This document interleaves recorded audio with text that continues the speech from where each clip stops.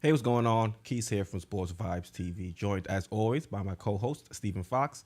Foxy, bro, how's everything with you? All is well. Shout out to you. Shout out to the chat. Shout out to the SV Nation. A little disappointed, a whole lot disappointed after yesterday's game, but we have a lot to chop up. And how are you? I'm doing as good as I can be after that drubbing we had down in Miami. You know, the fights, UFC fights were pretty good, so that helped pick me up a little bit. But, you know, trying to come onto this live stream, chop it up with you, chop it up with SV Nation, try to feel a little bit better about where we are in this series and try to see if we can, you know, make some adjustments to try and get back on track. I think everybody entirety of Knicks Nation can look at this team and say, we're not playing the same way we saw this team play in the regular season. So I think right now we're just trying to figure out how we can try and get some of these guys back on track. You know, the injury bug is starting to bite us a little bit more. So a lot of things that the front office and the coaching staff are going to have to figure out for the rest of this series. Yeah, walking wounded. Brunson is putting on a brave face, but extra. It looks at the last second before we were coming on the air. It looks like IQ is going to be doubtful for the next game, and you got Mitch walking around with that hip or limping. You know, Randle's coming back from an injury. Josh. So yeah, I was hoping that this wouldn't be the issue, but very well it's impacting us greatly. Yeah, I don't believe anything when they say it's doubtful. For the most part, everybody has been doubtful and still has played this series. It seems like, you know, at one point it felt like, injuries might, really derail this series. But luckily for us, Jalen Brunson and Julius Randle have been able to play. You know, Julius Randle hasn't been as effective as we would have liked. But, you know, hopefully that's just some gamesmanship and Emmanuel Quickley is available. We'll talk a little bit more about the injury later on in the live stream. But it comes at a real bad time because, you know, if we weren't to win this series, we all were looking at Emmanuel Quickley as somebody that we needed to really give us some scoring punch off the bench, especially with Tibbs deciding to elevate Josh Hart into the starting lineup. So remains to be seen what will happen with his health. Well, we definitely need him back if we want to have a better chance to win this series. No doubt about that. Yep, just give a shout out to a few people in chat. JJ, thank you for tuning in. He says must win game tomorrow. That's facts, man. We cannot head back to New York down 1-3. I don't know the exact numbers, but I'm pretty sure it's close to or over 90% in likelihood that we would end up losing the series if we go home with that type of deficit, especially since the fact that we've already relinquished home court advantage. So to go back to New York down 3-1 and facing a gentleman's sweep, I think is definitely a terrible spot for us to be in, pretty much a worst case scenario that we were all looking at heading into this series. It is. I know it doesn't help anything, but part of the things on our stream, folks, is that I try to take a GM or a talent evaluator role from a business analyst standpoint, and Keith and I and you, the SV Nation, we've been talking about roster development, construction, and how to make this a championship caliber team, and the development of the young players, development of the players like RJ who are not in their first or second year, and then, vets. And then one of the great points you brought up this year is the development of our coach. But one thing that you can't simulate is somebody playing in the playoffs. We couldn't have that experience. And so now, after this playoff run, God willing, we'll turn it around. But it gives us a better idea of who are the players that play under pressure and who are the players that don't. Because it makes no sense to having somebody that has a good season, but just can't take the pressure of the playoffs, man. And is a fragment like, who is this player? It's nothing like we're used to. Yeah, and speaking of who can stand up to the pressure and who can't stand up to it, if you look at some of these numbers from the squad, I mean, we have a lot of guys that are struggling, and the biggest one is probably Julius Randle. You looking, entering this series, Julius Randle was dealing with some injuries and things like that. But if he's out there on the court, you're assuming that he's healthy enough to be effective. And one thing that was extremely troubling in the game yesterday is his lack of effort. It's one thing if your shot isn't falling. For the most part, the team, we're not knocking down shots as a unit, but to not have some of the effort that you would have liked to see from a Julius Randle, I think was disturbing. This is, do or die. These guys are putting in the work in the off season for moments like this, and to see him not really give the requisite effort out there on the court was tough to watch.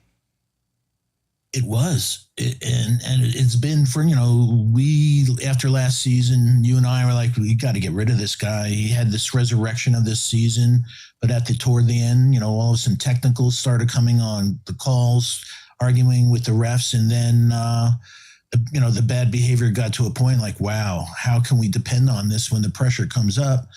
But he hurt his leg and people forgot about it. And then the playoffs started. I hurt his ankle. And then the playoffs started. And, Keith and I were saying off the air that usually it takes us about 1 minute into a game to see where his energy is at. And last night, yesterday or whatever, I just said to myself, oh boy, we got bad Julius. You know it immediately in his eyes. And it's such a shame. He's such a talented player, but just crumbles under pressure. Yeah, you could say 30 seconds into yesterday's game, you saw we were going to get bad Julius Randle with that first shot he put up. I saw that, I was like, oh man, here we go. And, once the outside shot isn't falling, it makes a guy like Bam's job a lot easier to defend him. And, we've seen him go ISO and situations throughout this series that really haven't benefited the team. But I think not even just looking at it offensively and how he struggled offensively. I mean, you look at the stats, 34.6% from the field, 22.9% from the three-point line. To me, it's just the lack of hustle on defense. And it really, the way we're scheming our defense, if we have one weak link, it completely breaks down what we're trying to do as a defense. And with Julius Randle, given that lack of effort that we saw yesterday, it really, made life a lot more difficult for the other guys out there on the court. And in that first half, it was really troubling, and that's what helped the Heat build up that lead. Now, after a while, we ended up figuring things out, and we got a little bit better defensively. But at that point, we were playing playing behind by a pretty big margin, and we're already a team that has struggled, knocking down perimeter shots. So it's going to be even harder for us to try and eat into some leads. So, you're looking at your star player, your best player, and if I'm not mistaken, he played the entirety of the first quarter, when the Heat really started to put their foot to the pedal and try to get some separation. So for him to start the game out the way he did, I think was definitely troublesome. Yeah, and it's just like you said, visually, you're watching the game. We love our Knicks. We love our Knicks. We're hoping. We're so proud. It was a long time since they made the second round, and we're like, are you serious, man? Like you said, the effort. Whether weak closeouts, not boxing out, just terrible. And you're like, are you kidding me? And you're a blink away from the Eastern Conference Finals, man. If you just play your game, but he's just mentally fragile. Yeah, it seems like he's struggling with the moment. It felt like he was starting to come around too, because right before he got injured again, it felt like he was starting to find his game. And in the last game, in the game 2, it seemed like he was playing a little bit better and starting to get back into the swing of things. But in game 3, I just don't know what it was. He didn't seem like he bought into what we were deciding to do that game. And, it's extremely unfortunate. You look at the stats, 4 15 from the field, 14 rebounds. So he did have a lot of rebounds, which is cool. 10 points, only had 2 assists. But the big issue is, he had a bunch of turnovers. And this was an issue that has plagued him throughout his time here with the Knicks. It was I think an even bigger issue in the Hawks series, because we really didn't have another guy out there like Jalen Brunson to kind of alleviate some of that pressure. But now Jalen Brunson is here, so he shouldn't be in those positions where he's coughing up the ball, 4-5 times a game. So you add the mistakes on offense, giving up the rock, and you add it to the lack of effort. This is just not a performance you should be having from one of your top 2 guys on your squad. Yeah, and as we said, there's a really good shot it'll be third team All NBA this year. But hopefully, his trade, I would trade him. You can't build a championship team if you can have somebody in the playoffs in important games that you can trust. Like you said, 10 points on 15 shots. So he's terrible what we said on defense, and now he's highly inefficient on offense. He's not hitting foul shots. Like he has basically a 1-to-1 turnover to assist to turnover ratio, so he's not making the players around him better. He's always going to rebound, but there's other elements. He's supposed to be one of our key players, and there was just so many different things from different players that we'll go over in the stream today, folks, that, we have to take a step back and say, all right, now for the future, is this player a player that we can count on in future playoffs? Yeah, you mentioned the free throws and, him not hitting his free throws at a high enough clip. I still don't understand why he's the one taking some of these technical free throws. Yesterday, it screamed. I'm like, what's going on with here? him, but he gets that look in his eye, and it looks like Tibbs is afraid. I think he's like, I want Julius to have confidence. I want Julius to have confidence. I'm like, IQ, are you crazy? IQ is, Brunson, first of all, shooting 94%. So if Brunson's on the court, how don't you have a guy shooting 94% in the playoffs take that shot? But everyone walks on eggshells around it. I'm like, are you kidding? And I said to my wife, he's going to miss this. Watch this. Boom, he missed it. I said, told you, man. Jesus, man. Nobody puts their foot down with this dude. Yeah, we got a super chat from Buzzerbeater. Thank you for the support. He says, what do the unhighlighted stats mean? They're just, nothing, not too high, not too low. So red means they're poorly rated, and then green means they're doing solid from that statistical standpoint. Right. And the other is just middle of the road. Yeah, it's middle of the road. Also, we see David Smith says, why do you guys pile on Randle and give Tibbs a pass? I think you're on the wrong stream if you think we give Tibbs a pass. We've only been streaming for a few minutes. We got to reach the climax. We got to build to it. We can't just jump out and go straight, discussing Tibbs. Right now we're discussing the game, what happened during the game, and when we discuss it in the bigger picture, then we'll talk about Tibbs and his lack of adjustments and how he's being outcoached by Coach Spo. So give us some time. We'll get to it. We're normally on here for about an hour and a half, so we will get to it. It sounds like a conversation with my wife. You had me at climax. Yo, woo! Hey, man, you got to keep it light. I ain't going to jump off the roof because of the Knicks. I wish them well, but, life is too short. You got to smile, have a good time. Yep, definitely. So, Foxy, anybody else on the screen you want to point to? Their stats jumping off the screen to you? Well, obviously it's really disappointing, but understandable, the shooting of Jalen Brunson. But, we talk about it from an analysis standpoint that legs are so important in shooting. It gives you everything. It's your lift. It's everything. And he's playing on one ankle, basically. He's a warrior and he's playing through it. But obviously his lift, everything about his game is being impacted by that ankle, and it's reflecting, thank God, not in his foul shooting and the 24 points, but he's not as efficient as we always know he is. RJ, RJ's been consistently a bad 3-point shooter, so he's been consistent at 31% and shooting poorly from the foul line. And we talked about it last year. What was the difference between RJ being a 20-point scorer and not? Him hitting his foul shots. And obviously we haven't seen development during the season and or now in the playoffs. Like you said, Randle and Mitch, 33.3%. I said to a friend of mine, in crunch time, I don't know if you've been following the Philadelphia 76ers, watching any of their games. I said to a friend of mine, who in crunch time, who would you rather shoot foul shots, Paul Reed or Mitchell Robinson? So, he's been dismal, man, and it's a combination of things that one, Spoelstra just says to Bam, Mitch, you could blink and get him in foul trouble. So he's been in foul trouble every game. Obviously, he's a much more agile player, Bam, versus some of the other fives he goes against. But once he gets in foul trouble, he doesn't have the same, he's worried and he's not the same player. So, we gave this guy $60 million to be a really important part of our playoff run in our future.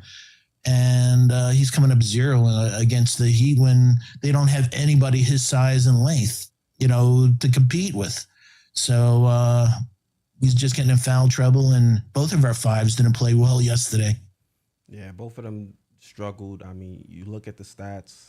We had 48 rebounds to the Heat's 50, and you would think that that would be an area of the game where we would win, where we've got solid rebounders like a Mitchell Robinson, like I Hart, like Josh Hart. But the Heat, they came out, they wanted it more, they out hustled, and they were able to beat us out there on the boards. Because also, if you look at the Heat, they didn't shoot tremendously well at all. They were pretty putrid offensively. They shot. Let me pull it up. They shot 38.9% from the field and 21.9% from three. So it's not like they were the ones that were hitting all their open looks and having some real crisp offense out there. It was the hustle that was able to really separate the two teams. Yeah, because everyone knows Spoelstra, he's a genius, and they scored 105 freaking points. We're 37-6 when we hold our opponents 110 points or less. And like Keith just said, they shot 38% and change from the floor and 21% from three. So that's a game we should win. And them only scoring 105 points. So, it's easy to come down on Tibbs on a lot of stuff, but man, he doesn't shoot on the floor. He doesn't dive on loose balls. Both Randle, what you were saying, effort, Obi. Jesus, I was screaming at Obi, like, get this bum out of here. He is so, how many plays, he runs over and he's still, everyone's on the floor. Bam's diving, Obi standing up, leaning down, trying to get the ball. And it's like, what kind of freaking effort's that, Mr. Softy? I'm telling you. Yeah, there was a few moments I didn't like from Obi, especially when it comes down to him deciding to leak out as opposed to crash the the defensive boards. So that's something you definitely have to keep an eye out on Obi, especially with the way Julius Randle is struggling. Because if Obi was out there playing a little bit better, at least you can hold Tibbs' feet to the fire and be like, all right, Tibbs, get Obi in there. Julius Randle doesn't have it. Let's see what Obi is able to do. But even when Obi was out there, he wasn't really able to capitalize. You have 2 of 6 from the field, 1 of 4 from the 3-point line. He was -10, ended the game with 5 points, 3 rebounds, 1 assist, 1 steal, 1 block, and three turnovers. So Obi definitely. And you don't have the missed defensive assignments. That doesn't reflect in a box score. He misses constantly his defensive assignments. This guy. Yeah, and also you mentioned everybody was saying Spo has Spo is a genius. Some people say Spo is a genius, et cetera, et cetera. But at least he's making some changes game to game that we're not necessarily seeing from Tibbs. For the most part, we keep trying to do the same thing, and it's really us playing into the Miami Heat's hands. They want us to try and put up as many 3-point shots as possible while forcing us to not be as comfortable getting into the paint and finding open looks. And I think if you look at some of the stats, the guys are just falling short. And until we can find a way to formulate, to get some type of offensive flow going, we're going to continue to struggle this series. Because as of right now, the offense we have is whatever offense Jalen Brunson is able to create off the dribble. And, if possible, some offensive rebounds and putbacks. So Tibbs is going to have to hit the drawing board and see what are some matchups that we can try to attack. At least in game 2, when R.J. Barrett was able to go off, we were able to attack some of the weaker defenders of the Miami Heat in that first half when R.J. Barrett was 6 of 7 in that first half shooting. So you'd like to see that, but in this third game, you saw Jimmy Butler on R.J. a little bit more, especially his start. And that really took him out of it. So, R.J. Barrett wasn't really able to get things going. You have Julius Randle starting to struggle. And then you have Jalen Brunson, who has some matchups that he can, exploit. But for the most part, he can't be the only person that's giving you some good looks and creating some kind of offense out there for the squad. So I do understand why some people are looking at the coaching matchups and saying, all right, Spo is trying different things game to game and seeing some positive results. Now it's time for Coach Thibodeau to make some adjustments and see if we can get some, positive results on our end. Because for the most part, the adjustment he made was pretty much due to Quentin Grimes being injured and inserting Josh Hart into the starting lineup. When honestly, I think at this point you have to look at it and say maybe we're using Josh Hart a little bit too much, and it's throwing off some of the other guys on this squad, and they're not able to get into rhythm during a crucial part of the season. It got to the playoffs because of Quentin Grimes in the starting lineup. So, his shoulder and everything, but, why don't you go with the starting team then, and this is after Josh got here. You got, Josh, he's reluctant. He's afraid to shoot the three. For a guy who's a dog in so many ways, you see he's scared. He has no confidence, and he passes up open shots and then takes a shot that's not, or passes to somebody that doesn't have as good of a shot. Grimes will put it up. And as we said, previous games only getting 3 touches or 4 touches. It's very difficult to get a rhythm going on that. But I also think that he's impacted in other ways too. I think whether his legs, he's tired. He had a play yesterday where he missed a layup going to the rim. I don't know if you remember it. And it's like he just got up to the rim. It's like he had no lift. So I know his shoulder's been acting up. You mean the air ball? I don't know what the hell it was. I was like, you get that close, and I'm old school. If I'm 6'5", I'm dunking that damn ball. I don't know what that was about. I saw it. I don't know. I had to rewind it. I'm like, there's no way he airballed it. I was thinking it hit the front of the rim. I rewinded it. I'm like, wow, we got stuck in the matrix. It literally went up and came back down. I was like, holy smokes. Yeah, but he's not an offensive threat, Josh Hart. So I'm with you. It's like, we'd love to hear what the SV Nation says. Is like, why isn't Grimes back in that starting lineup, man? Yep, and I don't want to talk about Hart being out there a little bit too much and act like he's not a positive contributor when he's out there. But there's certain moments in the game, especially, to start the game, there was a moment where Jalen Brunson, he was able to get, somewhat close to the paint, and they tried to send a double off of Josh Hart's man. And, Brunson had to give the ball up. And instead of putting up the open corner three, Hart decided to, try to take them off the dribble to get a better look. And in a situation like that, Quentin Grimes out there, he can probably burn you from 3. And I know, he did sell out on that fast break layup where he airballed it. But towards the end of that game, you saw some positive moments from him. He was able to knock down a 3. In total for the game, he played 22 minutes. He was 3 of 7 from the field, 1 of 4 from the 3-point line. That's good enough for 8 points, 1 steal, and 1 rebound. So, I personally think that there should be some changes to that starting lineup. Go back to what worked.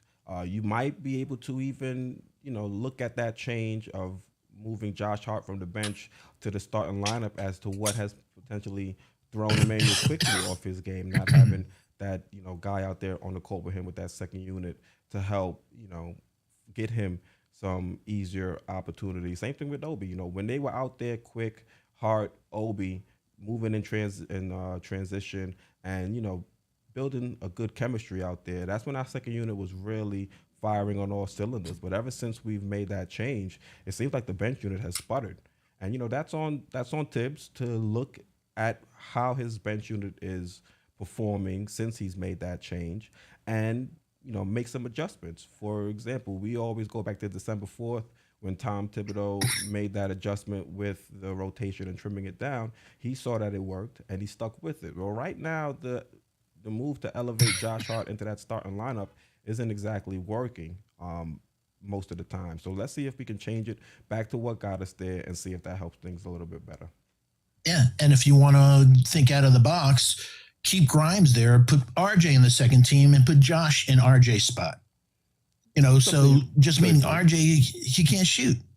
So, hey, we talked about this God knows how many streams ago, folks, that we knew it was coming from a mile away. We said they're going to either double Randle, they're going to throw length like Khalid Martin at Brunson, and they're going to pack the paint and say, you're going to have to beat us.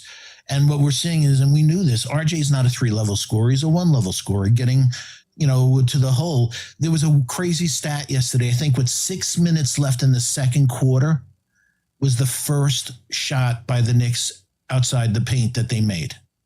Well, the 3 by Quick? I think it was the 3 by Quick. That was the first shot we made outside the paint. That's a frightening statistic. 6 minutes in the second quarter. Wow. But it says a lot. So, hey, RJ was a minus 32 yesterday. So this is playoffs. Just meaning if you look at RJ, Josh is out shooting him from three. He's out shooting him from the floor. They're about the same ballpark from the foul line.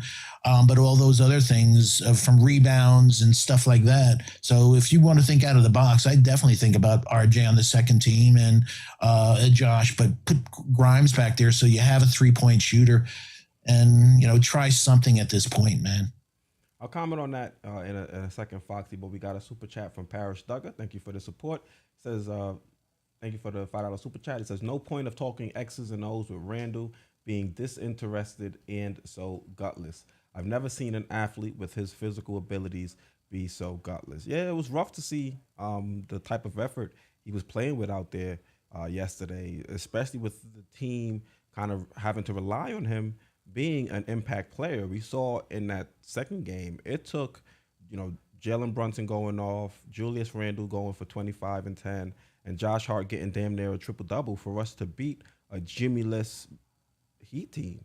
So now to show up first game in Miami and have that, little bit of effort, I think to me, it was kind of heartbreaking because I thought he was finally turning a corner, starting to figure this out. And, this was going to be a series where we could see him elevate his game and step up, because in the regular season, he performed well against the Miami Heat. So you would hope that, I don't know if he was going to have this, perform the same way. It's dealing with, not being 100% and things like that. But to have little to no effort or to seem disinterested out there on the court at times defensively is definitely tough to watch. Yeah, and shot selection, besides one of the first shots of the game, hope in the fourth quarter that we were coming back, he put up a three that just drove me crazy. Like, why did you just take that shot, man? That was, we've got to take smart shots if we want to get back in this game. So, yeah. Also, a quick shout out to Westchester's finest, Sherwin. Hope all is well with you and the family. He said, we were out hustled. That I can't take. And Sherwin and I, we're old school. Hey, if we execute on all cylinders and a team beats us, I could deal with that. But when you don't hustle, you don't have energy in a second round playoff game, you're not executing. When you beat yourself, I have an issue with that. So I'm with you, Sherwin. I hope all is well, my friend. Yep. Also, we have this tweet I want to put on screen by Knicks Muse. It says, truthfully, the Knicks aren't in the clear even if they start, quote unquote, making more shots. Spo is taking Tibbs to school through 3 games this series. Need a big-time response from Tibbs and co. So it's extremely interesting to see. I mean, I'll be interested in seeing what Tibbs decides to do in this game 4. 1, is he going to make a lineup change, change the starting lineup? And 2, is he going to introduce some, members of the team that weren't in the rotation and throw them in to see if they'll be able to knock shots? There have been some questions asked of Tibbs, whether or not he'll consider putting guys like Evan Fournier or Derrick Rose in to help with the lack of shooting that we have out there as a squad. Me personally, that's not the move I would make. I don't think Evan Fournier is the answer, because yes, if you put him in and he's able to knock down 2 or 3 threes, that's 6 to 9 points right there. But I'm pretty sure Spo is going to put him in some actions and he'll be giving up 10 to 15. So I'm not 100% sure if that's the answer. You look at the way we're defending, we're doing a decent enough job defending outside of that first half. And if you throw Fournier in, it might compound, some other issues that we have out there on the court, whether it be Jalen Brunson being somebody that they can attack defensively, and then also having Fournier out there as someone that they can attack defensively. Yeah, I'm with you. The only way I would think the other way for Fournier, I definitely am out on Derrick Rose. And especially defensively, he just doesn't have anything left in the defensive tank to do anything. And we've seen a couple of glimpses. I know it's garbage time, but hey, and I said this to Kaiser to start the chat tonight, that in a perfect world, a storybook ending would be to have D Rose have one last hurrah, playing at an elite level, leading the Knicks to the Eastern Conference Finals. It would be wonderful, but fairy tales only happen in books sometimes, so I don't think D Rose, but I could see matched up against Duncan Robinson because of the player that Duncan Robinson is on defense, that may be Fournier for a few minutes for that type of matchup where he's not going to get toasted so badly against, a speed player, etc. I mean, but even if we do that, all they're gonna do is force Duncan Robinson, not force, but have Duncan Robinson set some screens on the ball handler, so that way Evan Fournier gets matched up on somebody like a Jimmy Butler or a Kyle Preach. You're Lowry right. You're or right. something like that. So that's why I'm a little bit nervous about throwing in a guy like Evan Fournier because you have a coach like Spo. You mentioned some people think he's a genius. I won't go that far and say he's a genius, but he's a good coach. He's a solid coach. So you give someone like Evan Fournier the opportunity to play. Coach Bo is going to make the in-game adjustments to attack him and, find a way to get him off the court, especially if he starts to light it up from three. Because if we're going to put the stats up on screen or a tweet that discusses some of the stats. We have been dreadful from three, whether it be, open or wide open three. So I can understand, I can see how Fournier could help him being a sharpshooter and could knock down the three. It's just that he's such a negative or such a minus defensively that come playoff time, I'm not sure if you can make that risk or take that risk. I agree. I agree. Yep. Julian Blum says, "Man, we missing shots anyway. Might as well let Evan light it up." Yep, we are missing shots, but we've seen that we have the ability to knock down the three and make some, and put up some good shots. In game two, we shot 40% from three. You know, could be viewed as an outlier, but it shows that we have the ability. Now with Emmanuel Quickley going down and his injury, could change things up a little bit more. It could open up a spot where, I would personally like Deuce to be given an opportunity because he can give you solid defense. And we start to see towards the end of the year the ability to knock down the three. But it's hard for me to think that if we throw Deuce out there that come playoff time where the pressure is at its highest, that he'll start to, knock down the three more consistently than we've seen in the regular season. I agree with you, but he's a real dog. So if I've been saying, Gabe Vincent's been looking like all world versus our defense, and so I've been like saying, bringing Deuce, put the Deuce on Gabe Vincent. I guarantee he's not going to be shooting like that. So he may not be hitting threes, but if he could take away three threes from Gabe Vincent, maybe it'll work out. Yeah, so here's a tweet from Ian Bakley. It says, Tom Thibodeau was asked about playing Evan Fournier or Derrick Rose in Game 4. Both have been out of the rotation since early December. Everything's on the table. We'll see how it unfolds, Thibodeau says. Now, I'm skeptical. I don't think Tibbs is going to old dog throw Fournier or Derrick Rose in. We've seen that when there are injuries, he either goes with the 8-man rotation or he'll bring Deuce as the first man to fill in. So that's what I think he'll end up doing. The most likely change we'll see come, in terms of the rotation might be a change to the starting lineup.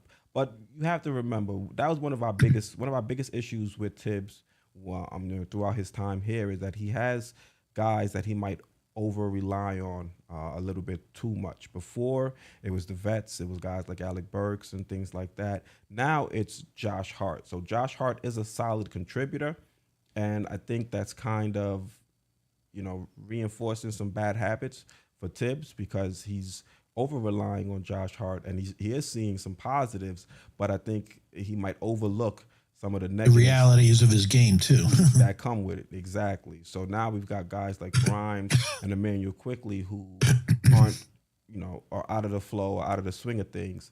And, we're giving Josh Hart a boatload of minutes. And come playoff time, if Tibbs can't, rely on or doesn't have trust in players like Emmanuel Quickley and Quentin Grimes, that's going to also factor into more reduced minutes for them and also poor play by them. Because if they don't have the confidence of their coach, if they feel like any mistake that they make is going to, cause them to get put on the bench, they can't play as free as we saw them play during the regular season. So the whole Josh Hart issue is a little bit bigger than some people might think. And it's, there's some nuance with it. Yes, we like Josh Hart and we love the way that he's been performing for us since he's gotten here. But at the end of the day, he's a role player, and he fills a very specific role. And we have other role players that we can throw in and get some positive contributions from. Love that take. He is a role player. He's a very good role player, but don't confuse a starting player with a role player. And we're asking more than Josh's game. Josh has never been able to shoot the three well, and he's shooting it pretty well. He's only taking about 3 shots, but he's a glue guy. So if you have other players in a starting lineup that can do all the shooting and everything, then he's a great guy to have. But if you're relying on him for offense, yikes, you're making a bad move there. That's not his game. Facts, Foxy. We got JJ. He says, no consistent, reliable three-point shooters on this roster. Knew it would come back to haunt us eventually. I've been saying it, man. Our biggest Achilles heel has been the lack of shooting on this team, and we thought we were moving past that when Emmanuel Quickley and Quentin Grimes really started to find their stroke towards the end of the season. But now, come playoff time, when the pressure is ratcheted up, they've been non-existent for us at the three-point line. Even Jalen Brunson, he hasn't been knocking down the three-point shot like we've seen in the regular season. So I don't know what's up with this squad. The three-point shooting was an issue, but it was never this bad. Throughout the entirety of the season, it never got to this point. Pardon me, I coughed. Nah, dude, it's all good. You gotta let out the bad vibes. Cough and let out the bad vibes. Yeah, I wish it was that easy. But the guys still have to shoot. There's only so much Tibbs can do. And the guys have to shoot. And we just knew this. Hey, one of the first streams of the year when we were talking about possible lineups, and this is back in Cam days and everything else, all of a sudden, wow, you're starting Evan Fournier over Cam? Why? Because Tibbs is smart. He's really smart. This team can't shoot. He knew it back then, and now it's biting us in the ass that this team can't consistently shoot, and especially in today's NBA, the three that we needed to. Yeah, and we were hoping that cycle-wise we were going to get through the bad part, but it seems like we can't get through it, that this is who we are shooting. If Evan was average defensively, he'd be the perfect piece to throw in there and, see if he can help with some of our spacing and make the Heat pay when they collapse the defense and try to force the ball out of Jalen Brunson's hands. But too much of a liability on defense to trust it, especially now in the postseason. Knicks 2 days says Fournier isn't part of winning rotation all season. Inserting him now is nothing but desperation and increasing trade value for offseason. Well, we're getting to the desperation point pretty soon, man. We're going to have to do something because nobody, and it looks like IQ is not going to be playing. So we've all been praying. But IQ, he's been incredibly disappointing. I mean, off the chart disappointing. And what Tibbs' charter has always been, if the shot's not going in, do other things. And IQ, 12 points on 12 shots, 2 for 8 from 3, 0 assists, 1 rebound in 20 minutes. You're not making the players around you better. Some people, he's a point guard. He's a point guard. I've never looked at him as a point guard. He's not, and on defense, Kyle Lowry, he was getting cooked. Yeah, he was getting babied by Kyle Lowry. But Lowry's a big body, You looked at Quick. And producing.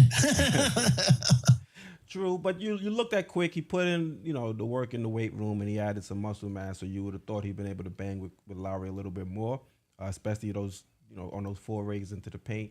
Where there was one play Lowry, was able to use some of his footwork, get by him, and get an easy.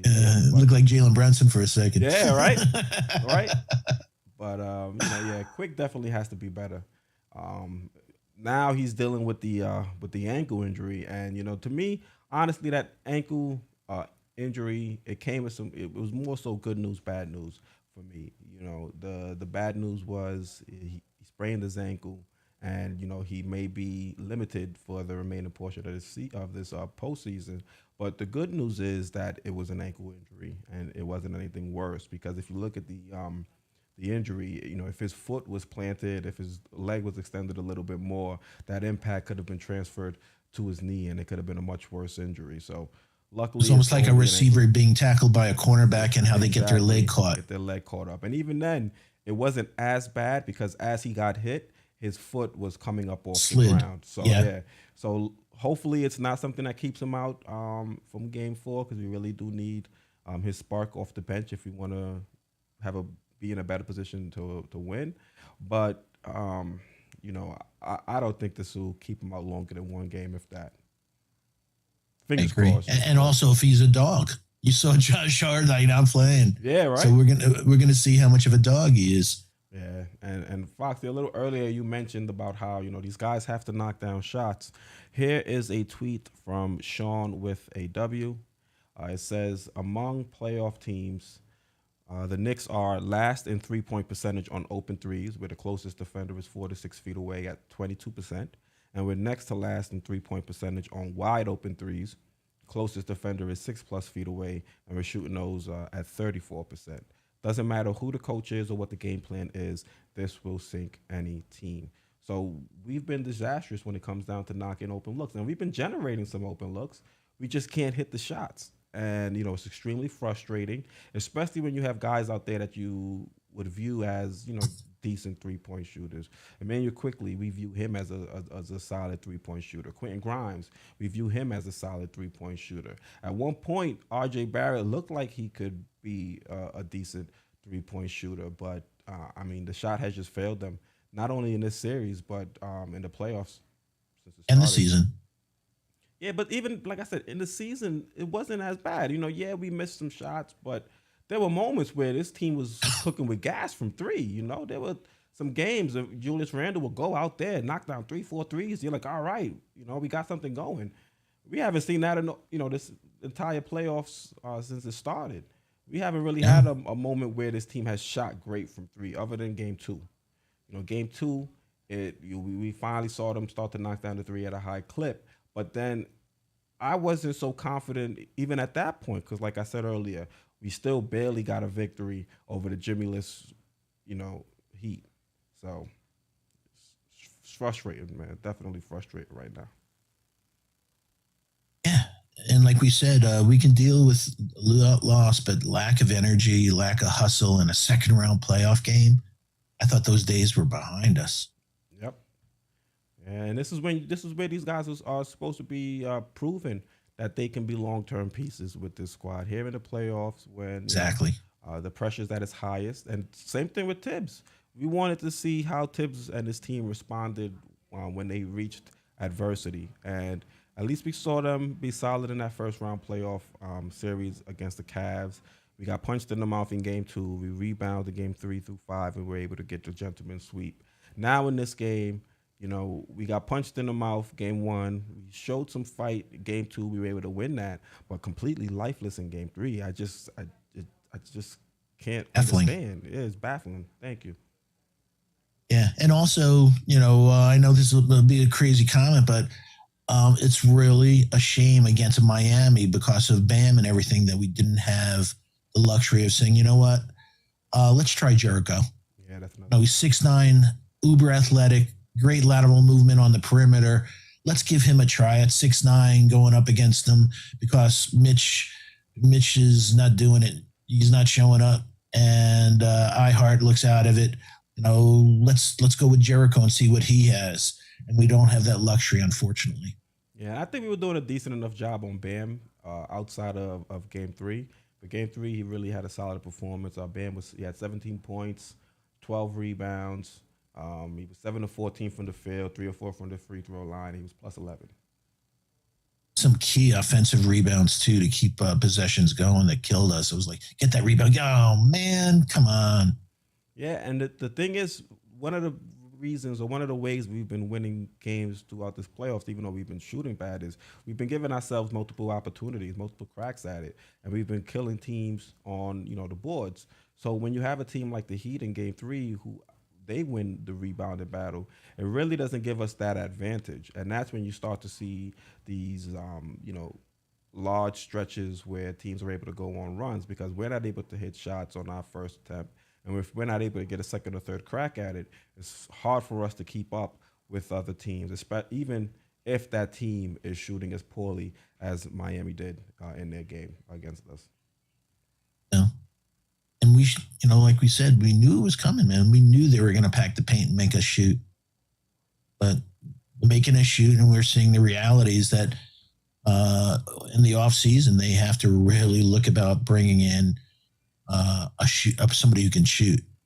Yeah, we do have to add some shooting to this team, and then the question would then be, what do we do with the guys or better yet, who gets bumped out of the rotation? Because we know Tibbs, he likes his 8 to 9 man rotation. So if we do bring in a shooter or two, that might put that might put Grimes as one of the odd men looking in. And at that point, what do we do with one of those guys? Especially when it seems like Quentin Grimes is pretty not. Let me not say Quentin Grimes is disgruntled, but people in his camp seem to be pretty disgruntled and not liking the way Tibbs has been using him. Let me put this up on screen. This is from his trainer. You can see it says free OG. Ball ain't in his hands. And these are all coming from Quentin Grimes' trainer, Matthew Z. Tag Matt, keep going. So it seems like the people in Quentin Grimes' camp really aren't too thrilled with the way he's been used. And I know when Quentin Grimes was asked about it, not about this situation specifically, but in general, him losing some minutes to Josh Hart, he said the right thing, said he was okay with it as long as the team is winning. That's what he's here for. But it seems like, people within his camp feel differently. And if they're this comfortable with saying it publicly, maybe this is a sentiment that Quentin Grimes shares as well. Yeah, no doubt. But there's a real easy solution for Quentin. Hit his first 2 shots coming in. Hit 3 in a row, and all that goes away. And Tibbs will say, you know what, this is the 3-point spacing guy that we drafted and that we needed. But if you're not getting the shots, I know that. But if you're getting a shot, you have to make it. You have to make it. Why?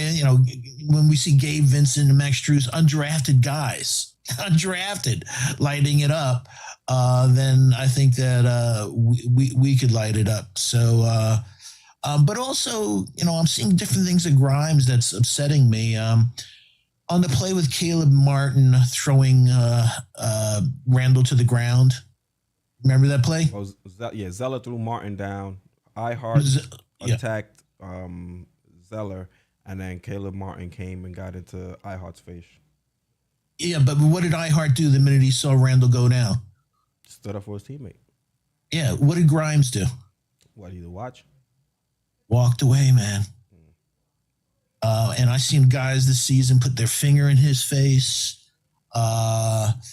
This is New York. You gotta have more Josh Hart type of dog in you. Walking away from that shit. We want to see you bite somebody in the nose, man. If they do that to your teammate, I'm serious, man. You got to be. That's why the Dylan Brooks and guys like that. It's like, yo, man, I love guys who play that type of thing, and I know you play good defense and everything, but if you're not that type of dog in the playoffs and stuff, maybe you're not the type of dog for New York City. You're not hitting the shot when you're supposed to be hitting the shot, even if it's only 3. You got to hit your shot, man. That's why you're here. You guys, that we've seen for years, like, man, that dude comes off the bench cold and everything, nails it, or he hasn't been in the rhythm and he still makes that thing. But, but again, what we were talking about, he had yesterday, or what's he doing he's averaging, a half an assist a game and also a half a turnover, so 1-to-1. So he's not doing anything other than the shooting. Also, it's not like we've seen glimpses of beautiful pocket passes, great assists. We're seeing that from Josh. We're not seeing those other elements from Grimes. Yeah, he's kind of been frozen out of the offense for the most part. Like his trainer does have some merit behind some of his points. Doesn't have the ball in his hands, things like that. But we haven't seen enough from Grimes this postseason to really trust giving him a larger workload. And even when he's given opportunities, we've seen him do stuff like air ball transition layups and things like that. So defensively, he's been solid, but offensively, we really haven't had a moment where you could say, all right, he's starting to show some signs and he should be taking on a larger workload. You can look at his stats so far in this playoffs. He's averaging 4.3 points per game, 2.3 rebounds per game. Like Foxy said, half an assist to half a turnover per game, and he's shooting 29.2% from the field and 16.7% from the 3-point line. To me, this is not the best time for your trainer to come out and say you should be, given a larger opportunity on this team offensively when you're shooting this poorly. Yes, you can also say the fact that he hasn't been given a lot of looks. It's hard for him to get into the flow of things, and with Josh Hart playing so many minutes, it's hard for him to really be out there, get into the swing of things, find his spots and find his moments out there on the court. But you still shouldn't have your guys going out there and putting some of this stuff out there into social media, so now it can be picked up by people and now become a talking point. So Quinn Grimes, the talking point may be get yourself a new trainer because you shoot like shit. Yeah, man, he definitely gonna have to figure it out because this is not it, man. This is not gonna give him a larger role. This is not gonna get Tom Thibodeau to trust him. We already know Tom Thibodeau has issues trusting some of the younger guys on his team, and if you go out there and you shoot this poorly, the analytics aren't gonna say, all right, this is a guy that needs to be given a larger opportunity. And eye test doesn't say it. The numbers don't say it. So, you really got to go out there and start putting together some solid possessions first before you start to, lay the seeds for some dissension or whatever the case may be.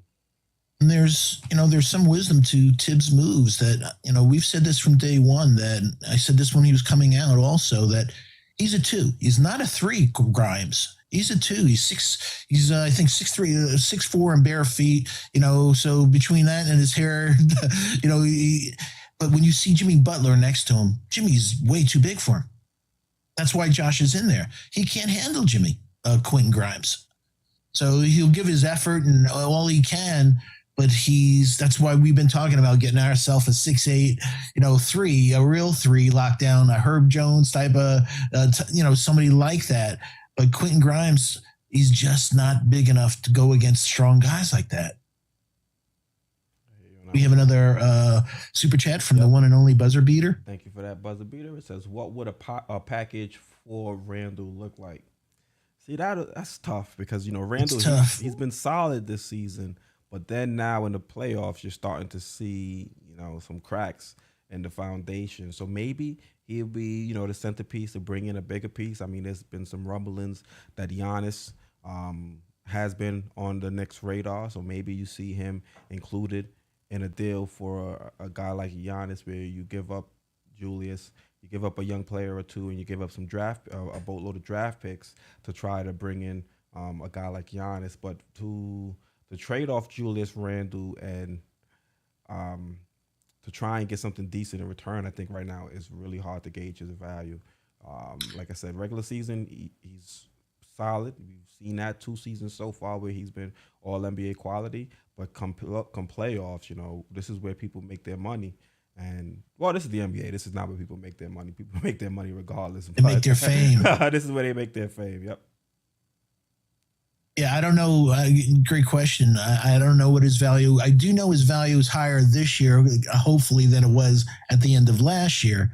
But to Keith's point, I don't think we would get trade an All-NBA player and get an All-NBA player in return. That's for sure. Yep, and then we also have another super chat from Buzzer Beater. He says, do we have an official team captain? Put Deuce in. I don't know about making Deuce the team captain, but I don't think we have a team captain. If we do, I think it'd be Brunson. Can't be Randle. It should be Brunson now, that's for sure. Yeah. And if it's Randle, they better have their head examined. Yeah, that's tough. Especially with the way he's been. He's a little too grizzly to be the team leader, I think. Too rough around the edges. Yeah, my brother from the Bronx, Julian Blum, hope all is well with you and the family, says you get 3 touches a game, and then when the main characters don't show up, let them throw it to Grimes like a hot potato. This kid is getting a bad rap. I'm with you, man. We talk about it, Julian, all the time, that it's a game of rhythm. It's very difficult to get your rhythm with 3 touches. I'm with you. But it also burns our ass that, with his type of jumper and everything, Is it so hard to create a screen and run a few curls for him a couple times a quarter to let him come around, a screen and put up that three like that?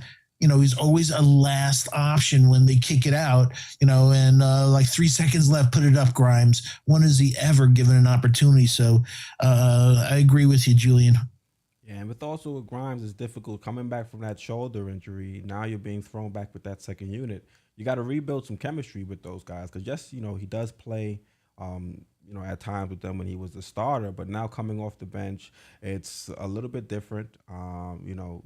Trying to find out, he's already been struggling, so now he's being thrust to coming off the bench. He's not able to, I don't think, get as much usage as he should have. I think even with that second unit, RJ is running around, as the leader of that second unit when he's out there on the court with them. But there should be some moments where you have a guy like Quentin Grimes initiate some of the offense. We saw, I know it's summer league, but we saw in summer league that he was able to create a little bit off the dribble, and we've also seen in the regular season this year that he's been able to create for himself a little bit and find open, lanes and stuff for other players and teammates. So I think there should be a little bit more leeway for him to create when he's with that second unit. Because even, with the starting lineup, you understand where he's not going to get too many touches because you have guys like Brunson, you've got guys like Randle, and you got RJ out there. But with that second unit, we're quickly struggling. We should have seen them go to, Quentin Grimes a little bit more when he's out there on the court. Agree. And if he can't do it because of his shoulder, then sit out. But you got to give him opportunities. And like Julian said, you just can't give somebody a couple of touches. That's really, really difficult. And especially other guys are not hitting, makes no freaking sense. Yep. We got Julian Blum says they heard the Giannis talk. Now they're playing like trash. Yeah, you can say that the same way the season started, right? Because they heard about the Donovan Mitchell rumors and a lot of those guys being included in potential trades. And to start the season, they struggled. Now we're starting to hear some more talk about Giannis, and they're struggling as well. But to be honest, they were struggling long before that Giannis news even dropped. That Giannis news came out 2 days ago, if I'm not mistaken, and they've been struggling since the playoffs started. It's like they went off like crazy for the last 10 games of the season, and then once everything ratcheted up, it's been quiet.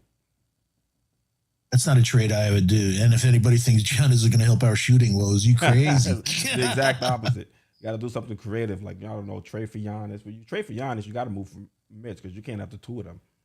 No, I know, but just meaning at his age, the type of injuries, he's a phenomenal player. But if you're going to clear out the cupboard, man, I'd rather you go after a SGA, even go after a Booker, somebody that could actually shoot that we can rely on. Yeah. It's a real one.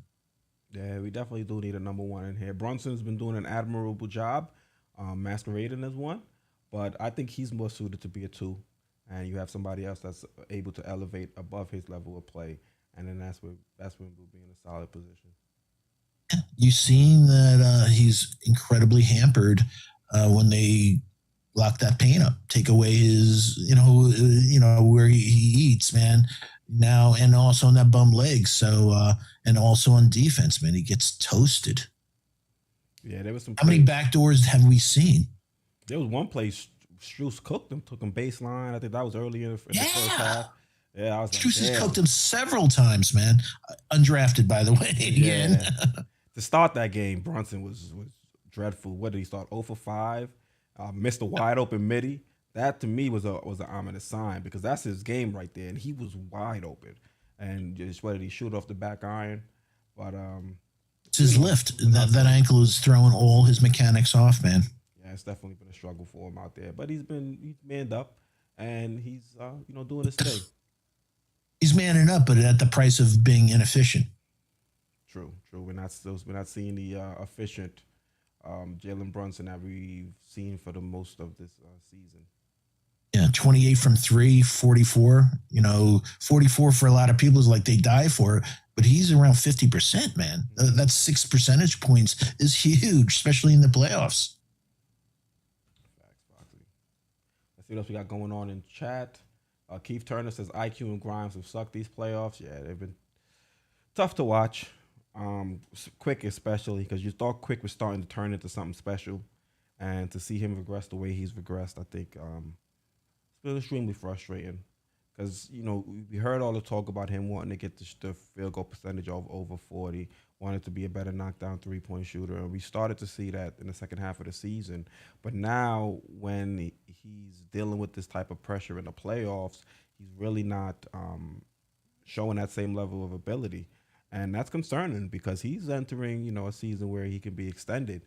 And if we're going to make a decision on what his role is and what his future will be with this team long term, this is where you want to really evaluate him to see what you're going to get. You don't want to go out there and give him a big deal and he sputters again in the playoffs. So he's dealing with the ankle injury now, so things are kind of against him in that regard. But hopefully, when he's able to come back, he's able to find some sort of rhythm. Yeah, you can't. The fans are right. He created the expectations that he, in our eyes, was sixth man of the year. So even if he came in second, that's a level of play expectation that we have. And he's played not even in the 100th guy in the voting for sixth man of the year. So he's been woeful. And again, not just on offense. Mm-hmm. He's not the defensive elite player that in the playoffs that we were expecting. Yeah. Keith Turner says Brunson ISOs way too much. I wouldn't say that's Brunson's fault per se. I know he's the point guard, but we've been saying the Knicks go ISO way too much over the last 2-3 years. So I don't think that's Brunson's fault per se. I just think that's how Tom Thibodeau wants the offense run. Before it was Julius Randle going ISO too much. Now it's Jalen Brunson going ISO a little bit too much for our liking. How many assists did we have in the game? Like 15, 16? Yeah, we had 15, but you know what the dirty little secret was yesterday? Go ahead. Miami had 17. So they weren't much better than us. Yes. So that's why it's like Spoelstra's a genius. They shot like shit. There's a game that we absolutely should have won. And as I just said, the team had 17 assists and stuff like that. So the magical ball movement wasn't there and everything. Yeah, the last few games have been kind of weird. You look at game 2, you felt like we should have probably won by a lot more with the way we were performing and the performances we got from some of our guys. And in this game, you see how we were able to defend against the Heat. They shot poorly, and we're still able to beat us comfortably. So it's kind of crazy, honestly. Yeah. I see Keith Turner and Brunson holds the ball way too long. I'm with you, but Keith, if you're trying to win a game, would you have confidence in passing it to any of the other guys, or saying, you know what, we're better off me taking a shot than giving it to RJ from 3, or giving it to Randle from 3? It's a crazy thing, but if I was playing at a high level, and I'm like saying these guys can't hit anything, man, so I might as well take it. Or I at least get fouled, and I know I'll make my foul shots. And I don't even want to get into the reffing, man. Yeah, game after game, man. I'm like saying, Keith, they're killing the game of basketball. I love this game. I love the art of basketball, and these refs are killing it. What the hell are you doing, man? Bad call after, it's the league. It's unacceptable. Yeah, the refs are extremely frustrating, man. And I'm sure the Heat fans feel the same way as well, because they've been messing up calls on both ends. That's why I can't really say it's too much of a difference maker in this series, because they've had some bad calls going both ways. So yeah, they did get 9 more foul shots than us, but I'm with you. What was that half court play that Foster missed that benefited the Knicks the other day? Yeah. Yeah. Shout out to Cully Goat. Hope all is well, Cully, with you and the family. Absolutely. Guys have to make shots. No. You're right, man. Teams can only do so much. Yeah. Keith says, but the series is over now. Come back and try again next season. I wouldn't go that far. We win one game and everything completely flips on its head. Exactly. We held them. What we just say, Keith? They shot 39% from the floor. They shot 22% from the field from 3. They had 17 assists. They only scored 105 points, and we're 37-6 when we hold opponents under 110 points. statistically, we'll win that game like 85% or so out of the time. So it's just like we said, Brunson or a couple of guys just hitting a couple threes here or there, or just making a couple of other stops. We were there, man. So yeah, this can turn around quick, but it's gonna take, but it's very difficult turning it around when your key guy is playing on one ankle, meaning Jalen. You don't know, as Keith, beautifully says, eloquently says, we don't know game to game which Randle's going to show up. Yeah. So that's hard to do that. And, Josh is going to be a dynamite guy. But again, what we were saying earlier in the stream, it's like he's a glue guy. He's not a shooting guy. So even though he's scoring 12 points and 8-point, those 12 points are garbage points. He puts up a 1-3 or he makes a 1-3 or that. But it's how many threes is he not taking that's hurting the team? Yeah, I wouldn't say we're done. If we win, I wouldn't say we're done at all. Yeah, if we win game 4, we now take away or we take back home court advantage. And I think somebody else said it in chat at that point. It's a 3-game series. And I can see us winning 2 games at home. I can see us winning 1-1, one at home and 1 on the road to get those guys out of here. So me personally, I don't think it's done. I just think it's on Tibbs now to put these guys in better positions, whether that be, mixing up the rotation, getting some better play calls out there, trying to put these guys in situations where they're able to get some easier buckets. It seems like everything is forced at this point. We're not we're playing into the Miami Heat's hands when we've got enough guys, we got enough talent on this squad that if this team starts to play a little bit better together with more synergy, especially offensively, we should be able to put up some points in a much more efficient manner than we've done so far this season. This series.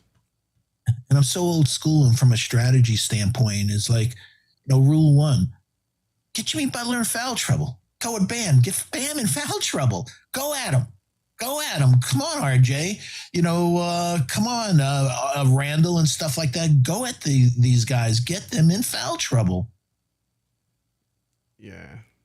Because if they're not playing, it's a whole different thing, man. If they're on the bench, it's a totally different team, man. Yeah, because we're supposed to be the deep squad, not the Heat, especially with Hero and with Oladipo out. To me, it's crazy we've been struggling this much with those two out. I guess that's why people are saying Spo's such a great coach. He's been able to get the most out of some of these undrafted guys and out of his team when, you got 2 big pieces out. Yeah, I'm with you. But they're making shots and we're not. And like you said, if we just make those open, uncontested threes that Keith brought up before, it's a different series. Mm-hmm. And you start hitting those threes, we're a lot more confident, and maybe that, picks up the energy on other places or other areas out there on the court. And then maybe they can't pack the paint. Like, hey, we got to go out to the perimeter now. Then everything changes all over again and puts us in a position. RJ's game is greatly compromised. He's a one-dimensional player of driving to the basket. He's elite at getting to the basket, but no midi game, not shooting from the 3. It's very difficult for a team to, be successful when that's your starting 3, man. That's why I said, if you're a one-dimensional guy that you're getting your points in the paint like that, then put him on the second team. Put Josh, have Brunson, Grimes, Josh, Randle, Mitch, or iHeart. Well, speaking of RJ, let's go to this tweet from Sports Mediocre. It says, I wrote about RJ's full season after a few decent playoff games. People think my threat is disproven. Ironically, the playoffs have proven my point more. Regular season, RJ in, minus 0.6. RJ out, plus 9.4. Postseason, RJ in, minus 6.4. RJ out, plus 18.1. So, RJ, he's been playing better, I think, in the playoffs recently. He had a bad game in the last game, but I think for us to win, we really need RJ to get it together and to be productive and be for 4 quarters. Yeah. Well, we saw in game 2, as long as he's productive for the first 2, we can the first 2 quarters and then disappear. Yeah, exactly. So he's missed the first quarter and then 3 points for the rest. Oh wow. Could you deliver for 4 quarters for us? And not even talking about defense, man.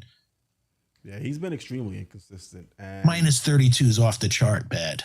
yeah, when I saw it at halftime, and I think at halftime it was like minus 27. So I was looking at it, I was like, what the hell is going on for this guy to be out to be minus 27 out there? And we were down by what, 16 or 14 at halftime? And I was like, wow, that is brutal. But I've been a fan of RJ. I've always held out hope that he can turn out to be, if not all star, at least a tier below all star. And I think he can still do it. It's just I don't know if he'll be given an opportunity to do it with us.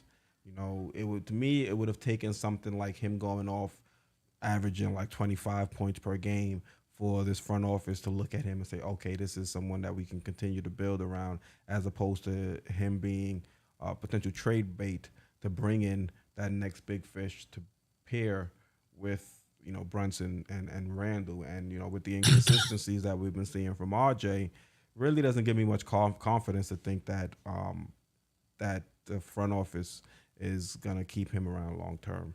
I think he might be going either this off season or if not this off, next. Well, he has a huge 4-year contract just starting. So I wouldn't call it huge, Foxy. In comparison to what other people are making, he's making less than Jordan Poole. He's making less than Tyler Hero. I think that's still a deal that you can move. He's still young enough that he hasn't reached his ceiling as of yet. So a team can look at him and say, all right, we're moving a big piece. What can we sell to our fan base? Well, we're selling a young player in R.J. Barrett who does have, quote unquote, star potential. And if put in the right environment, he could achieve that. So I think a team would be willing to trade for RJ or have RJ be a centerpiece in a deal for a bigger player. I mean, the Jazz were willing to do it. Yeah. Or no, they weren't. well, that was more so on the Knicks reneging. Yeah, with Grimes. But hey, I totally believe RJ can average 25 points in the playoffs. He'll just need 27 shots to do it. Yeah, I hear you on that. Shout out to D Crown. Hope all is well with you and your family. All right, let's see what we got going on in chat. D Crown says, give him the heat. No pun intended, I'm assuming. Dirty Dancer says, the thing that is disturbing is the lack of urgency so far. Yeah, especially in that third game.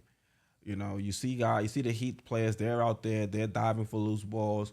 And the refs have to look at what these Miami Heat players are doing. Yes, Emmanuel quickly got rolled on and he got injured, late in that game. What was it, the second half? If I'm not mistaken, he got injured. But there was a moment earlier on in the game where Kevin Love did something similar and rolled on Emmanuel quickly and almost got him injured. I think it was the same leg as well. So these guys, they're sacrificing their body, but a lot of it, or some of it, is pretty dirty. Yeah. So refs at least they're not stomping on anyone's head like Embiid. Yeah, that was crazy. Or Draymond. Draymond's out here A-Town stomping people in the gut. Remember he stepped on Sabonis? That kicking people in the nuts. Yeah, it's getting crazy. It's getting crazy. At least we don't have none of that going on. But they can't be diving at people's legs like this. There got to be a rule for that. The same way shooters need to get some space to land. You can't just recklessly dive towards a player's legs. That's really an easy way to injure somebody. Yeah. I thought Karis LeVert should have been called for a foul when Randle got hurt. He stuck his foot out. Randle, I thought he impacted Randle landing more than Randle impacting him. So when LeVert was out there putting up a three? Yeah. When Randle stepped on LeVert's foot, mm-hmm. LeVert put his foot forward. He didn't come down naturally. He put his foot forward rather than coming down where his natural, where he'd fall naturally. So it's crazy. A quick shout out to Eddie C., Costa Rica's finest. Hope all is well with you and your family. Salute. Big fan of Costa Rica. Went there way back when. Enjoyed my time there. I'll definitely visit again. You ever been to Costa Rica? I have not. I have heard it is absolutely stunning. Yeah, we were over on, I forgot which coast it is or which side it is, where they have the volcanic sand. So the sand is like a brownish or a blackish or gray, I guess is the better color. So yeah, I think we landed in Guanacaste and we stayed around there. Definitely got to visit again. I enjoyed it. We took a little trip up to Nicaragua too. That was dope. never been there either. Yeah, Nicaragua was cool. Here we have a tweet on IQ and a sprained ankle. This is from Stephon Bondi. Emmanuel Quickley on sprained ankle. It hurt a lot. Doesn't know yet about his status for game 4. Didn't see a lot of swelling. So, like I was saying, it didn't look like his foot was trapped a little bit too much once that contact was made. So hopefully it's something that he'll be able to rebound from quickly. I know, no pun intended, I know they're listing him as doubtful, but to me, I think that might just be some gamesmanship, and we should still see Emmanuel Quickley be available. You looked at Josh Hart. He hurt himself. He sprained his ankle, and he wasn't able to return without missing a game. So I think you might see the same thing with Quick. Now, the bigger question is how effective he could be if he does play in game 4 and doesn't sit out. That'll be the biggest thing that we have to keep an eye out on. Is he moving around gingerly? Is he still able to stay in front of some of these guards for the Miami Heat? And is he going to be tentative when the ball is in his hand? Because we need Emmanuel Quickley to attack, and we need Emmanuel Quickley to be confident. I think those two things are what really makes Emmanuel Quickley a special player. And if he doesn't have those two things going for him, that's when we start to see him struggle like we've seen throughout this playoffs. And some guidance to your IQ if you're listening. Don't dance in front of your bench when you're having a dismal playoff outing for the whole playoffs and you hit a 3. You want to dance like that dance after you hit 5 threes, but not after how your performance been. That looked really whack, man, for you to do that little move, man, when you've been sucking big time. Yeah. Craig says, Q, you were saying this when RJ was playing out of his mind. He was solid, but I think when you look at RJ, you want him to do that consistently. In spurts is nice, but it's really hard to build around someone where you don't know if you're going to be able to get that game to game. So I've liked the way he's performed in certain games throughout this playoffs. But overall, it's just a little bit too spotty with his performance. You look at a guy like Jalen Brunson, that's someone you can look at and say, okay, this is someone I can build around long term, because I know even when he's struggling, like we've seen him shoot 7 for 20, things like that, but at least he's going to get you still some solid shots, and he's still going to perform well enough to keep you in games. At times, RJ, he can shoot you out of games. Yeah, I'm with you. Hey, I'm getting old and too much government oasis strain. When did RJ play out of his mind? Could you remind me? He had some solid performances against the Cavs. Oh yeah, okay.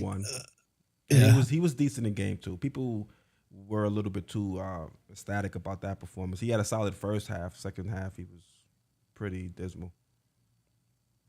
Yeah, Eddie C, I'm with you, man. Thank you for the shout out, and we're really hoping Deuce gets some playing time, man. It would make sense. And again, this is critical for you. Hey, we're going through it and we're saying, hey, from a roster construction, and I'm always saying that from a GM, it's like shooting a good game of pool. You're not shooting for this shot. You're always shooting for the next shot. So even though we're in the second round here, you got to think about next season and saying, hey, man, we definitely need shooting. But if we go player by player, Brunson, keeper. Josh, keeper. IQ, wow, he had a really good season, but he melted under the pressure of the playoffs. Cavs, Heat, his all-around game, what the hell happened? Grimes, you held up a trade with Donovan Mitchell because of Grimes. I don't think his play justified this year. Is he a keeper? And meaning, yeah, he's a keeper, but what we said a little while ago, if we're able to get a player and the cost is IQ and the cost is Grimes, you can't forget, hey, we've seen Giannis, we've seen other players not have great playoff series and then later in their career mature and play well. I just don't know, the price, we know Julius is crumbling. Obi, when he covered for Randle and Obi can't rebound. If you're a 4 in the NBA, you have to rebound. You can't leak out. You can't have, 1 assist. His numbers, He's difficulty making his own shot. He's shooting, and he's shooting 100% for in the playoffs from the foul line. You know why? He never gets to the line. So you get to the line like, oh wow, he's shooting 100%. You got to get guys in foul trouble. You got to have a game and get to the line. He never gets the line. I was going to give a stat. It was almost a month. Even though he was only getting his minutes, he didn't get to a foul line like in almost a month worth of games this past season. He never gets to the line. He rebounds like shit. He's not a guy on for missing defensive assignments. And yeah, he went through spurts, but he still shot 32. So I don't know if Obi's going to be part of our future, and whether he should be. So if you're going player by player, we have a few players that you're definitely saying are absolute keepers, and other players saying they're keepers, but if we can get a person that can complement, shoot, or be a defensive lockdown that's 6'8", or do some other things, we have to think about giving up an IQ, giving up a Quentin Grimes or something else. Because even though we don't have a draft pick this year, it doesn't mean we can't with all our draft don't hacks. jinx us. Don't jinx us. We may have a draft pick. You never know. You're right. You're right, folks. And we will know on May 16th. So a couple of weeks, we will know whether the basketball gods will do something in our favor for the scumbag move that Cuban did by tanking. But it'd be great if we can get that number 11 pick. Gives us a whole lot of leverage. Yeah, that'd be sweet. We can either use that in a trade to get better, or we can, draft somebody and, continue to fill out this roster. Even if we draft somebody, though, with a guy like Tibbs, who knows if he'll even play him, knowing that guy. Craig says, yes, RJ is a keeper. Well, his contract's a keeper, but, he's just showed, statistically, we're a better team with him off the court than on the court. David Smith says, wonder how good Obi Toppin could be if a point guard actually passed him the ball. Well, we may see that next season if we trade him over to Indiana. It looks like the Pacers are trying to pair him with Halliburton. Yeah, but he just nailed it. For Obi be the best player he can be, he needs somebody to pass him the ball because he can't create his own shot. Mm-hmm. So he's so dependent on somebody to make him the best, and that's cool, but I'd rather a player that gives us a lot more versatility and that can create their shot. Yep. Keith Turner says Obi was god awful yesterday. Yep, he was definitely a low point, I think, for the squad. Didn't play great, and it would have been nice if he could have, because maybe he could have, taken some minutes away from Julius Randle, who didn't have it going. But unfortunately, Obi didn't have it going either. Yeah. JJ, my good luck charm. We're getting that 11th pick. JJ, I love you, man. I hope so. Maz will get that karma. JJ, who will you take with that 11th pick? I'd love to hear you. While we wait for JJ to respond in chat, let's look at what this team has been doing and what the rankings look like so far this playoffs. So we're 14th in points. Now remember, there's 16 teams in the playoffs, so this is out of 16. That's brutal. Just in case you didn't know. Rebounds, one bright spot. We're fourth at 46.6 rebounds per game. Assists, we're last in assists per game at 18.6. We're 15th in field goal percentage at 42.6. We're 16th, which is last in three-point percentage at 27.8. And we're 14th in the rankings, shooting 72.9% from the charity stripe. So we should be pretty thankful that we even made it to the second round with the way we've been playing. We said it the entire Cavs series. We really didn't have a game where we played well, per se. We were able to beat the Cavs with our B game, with our C game, but we won't be able to do so here against the Heat in the second round. Yeah. And it's like Keith just said, folks, we're one win away from being tied in the second round of the playoffs with these offensive stats. So, Lord, basketball gods, please, please, please, we don't ask much, but we're New York fans. We've been shit on for so long. Help us have the guys hit some threes. But so it's amazing that we're this close to being tied, with everything, with this type of offensive or lack of offensive performance. Yeah, it's ridiculous. It's crazy. I mean, defensively, we've been solid, but offensively, it's been rough. Have been solid defensively.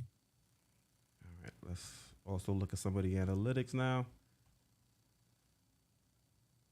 So offensive rating down towards the bottom again, 13th at 106.6.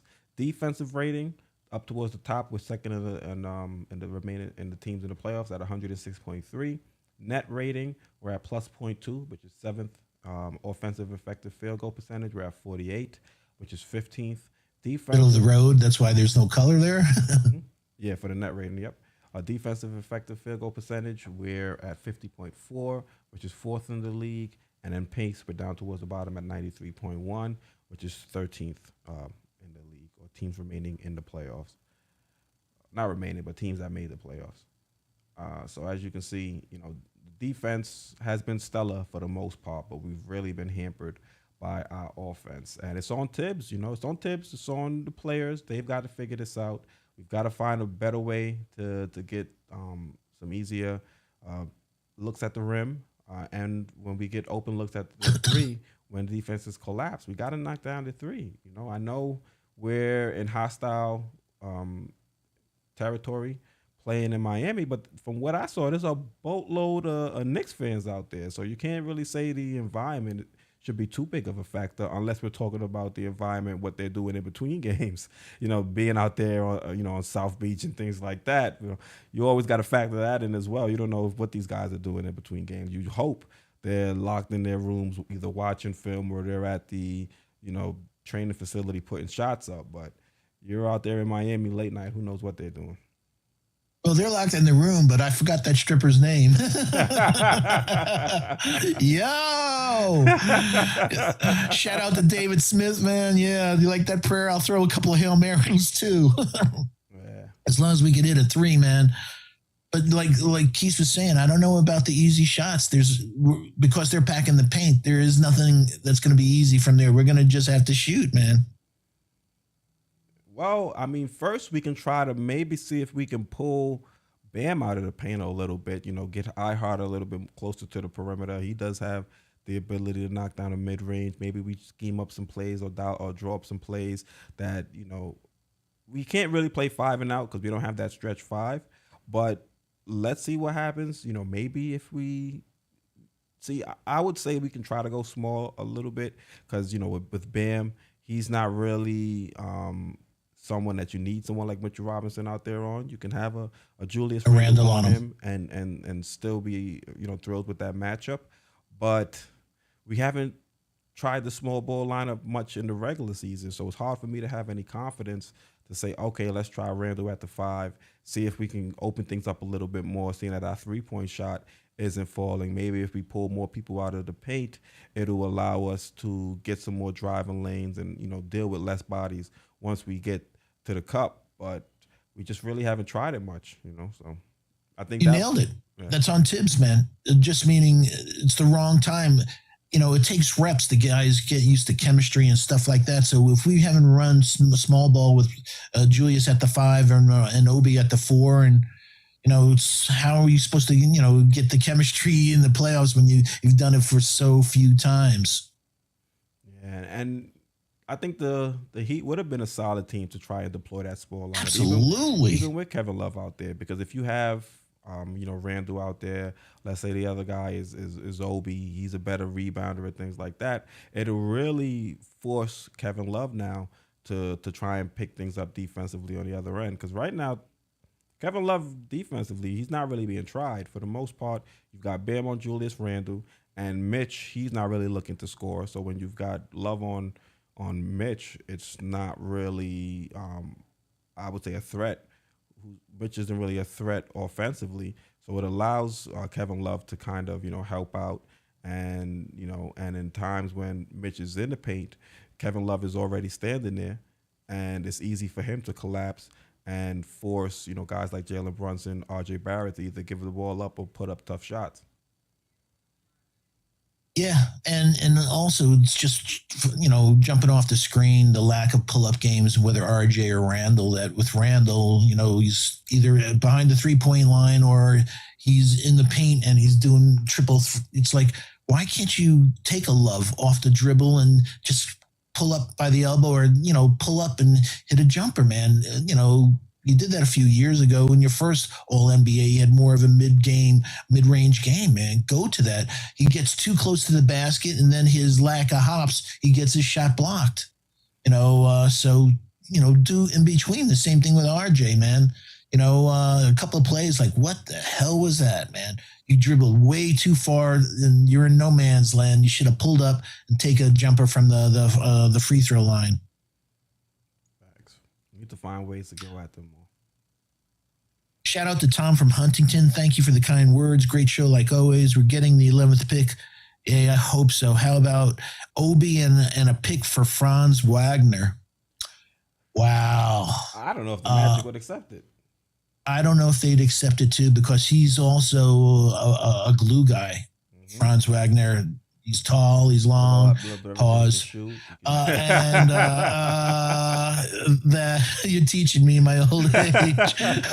But yeah, I'd rather, I hope we don't go after a Jonathan Isaac, because that could be Antonio McDyess part 2. But yeah, and especially their draft picks. I mean, you say Jonathan Isaac, but in this series, the Heat are pretty much treating Josh Hart and RJ Barrett like we treated not Jonathan.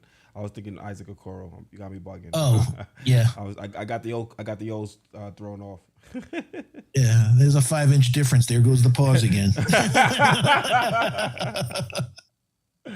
But speaking about that, in this series, the way we treated Okoro in the first round is the same way we're seeing the Heat treat RJ and Josh Hart. They're leaving them open on the corners and daring them to beat us.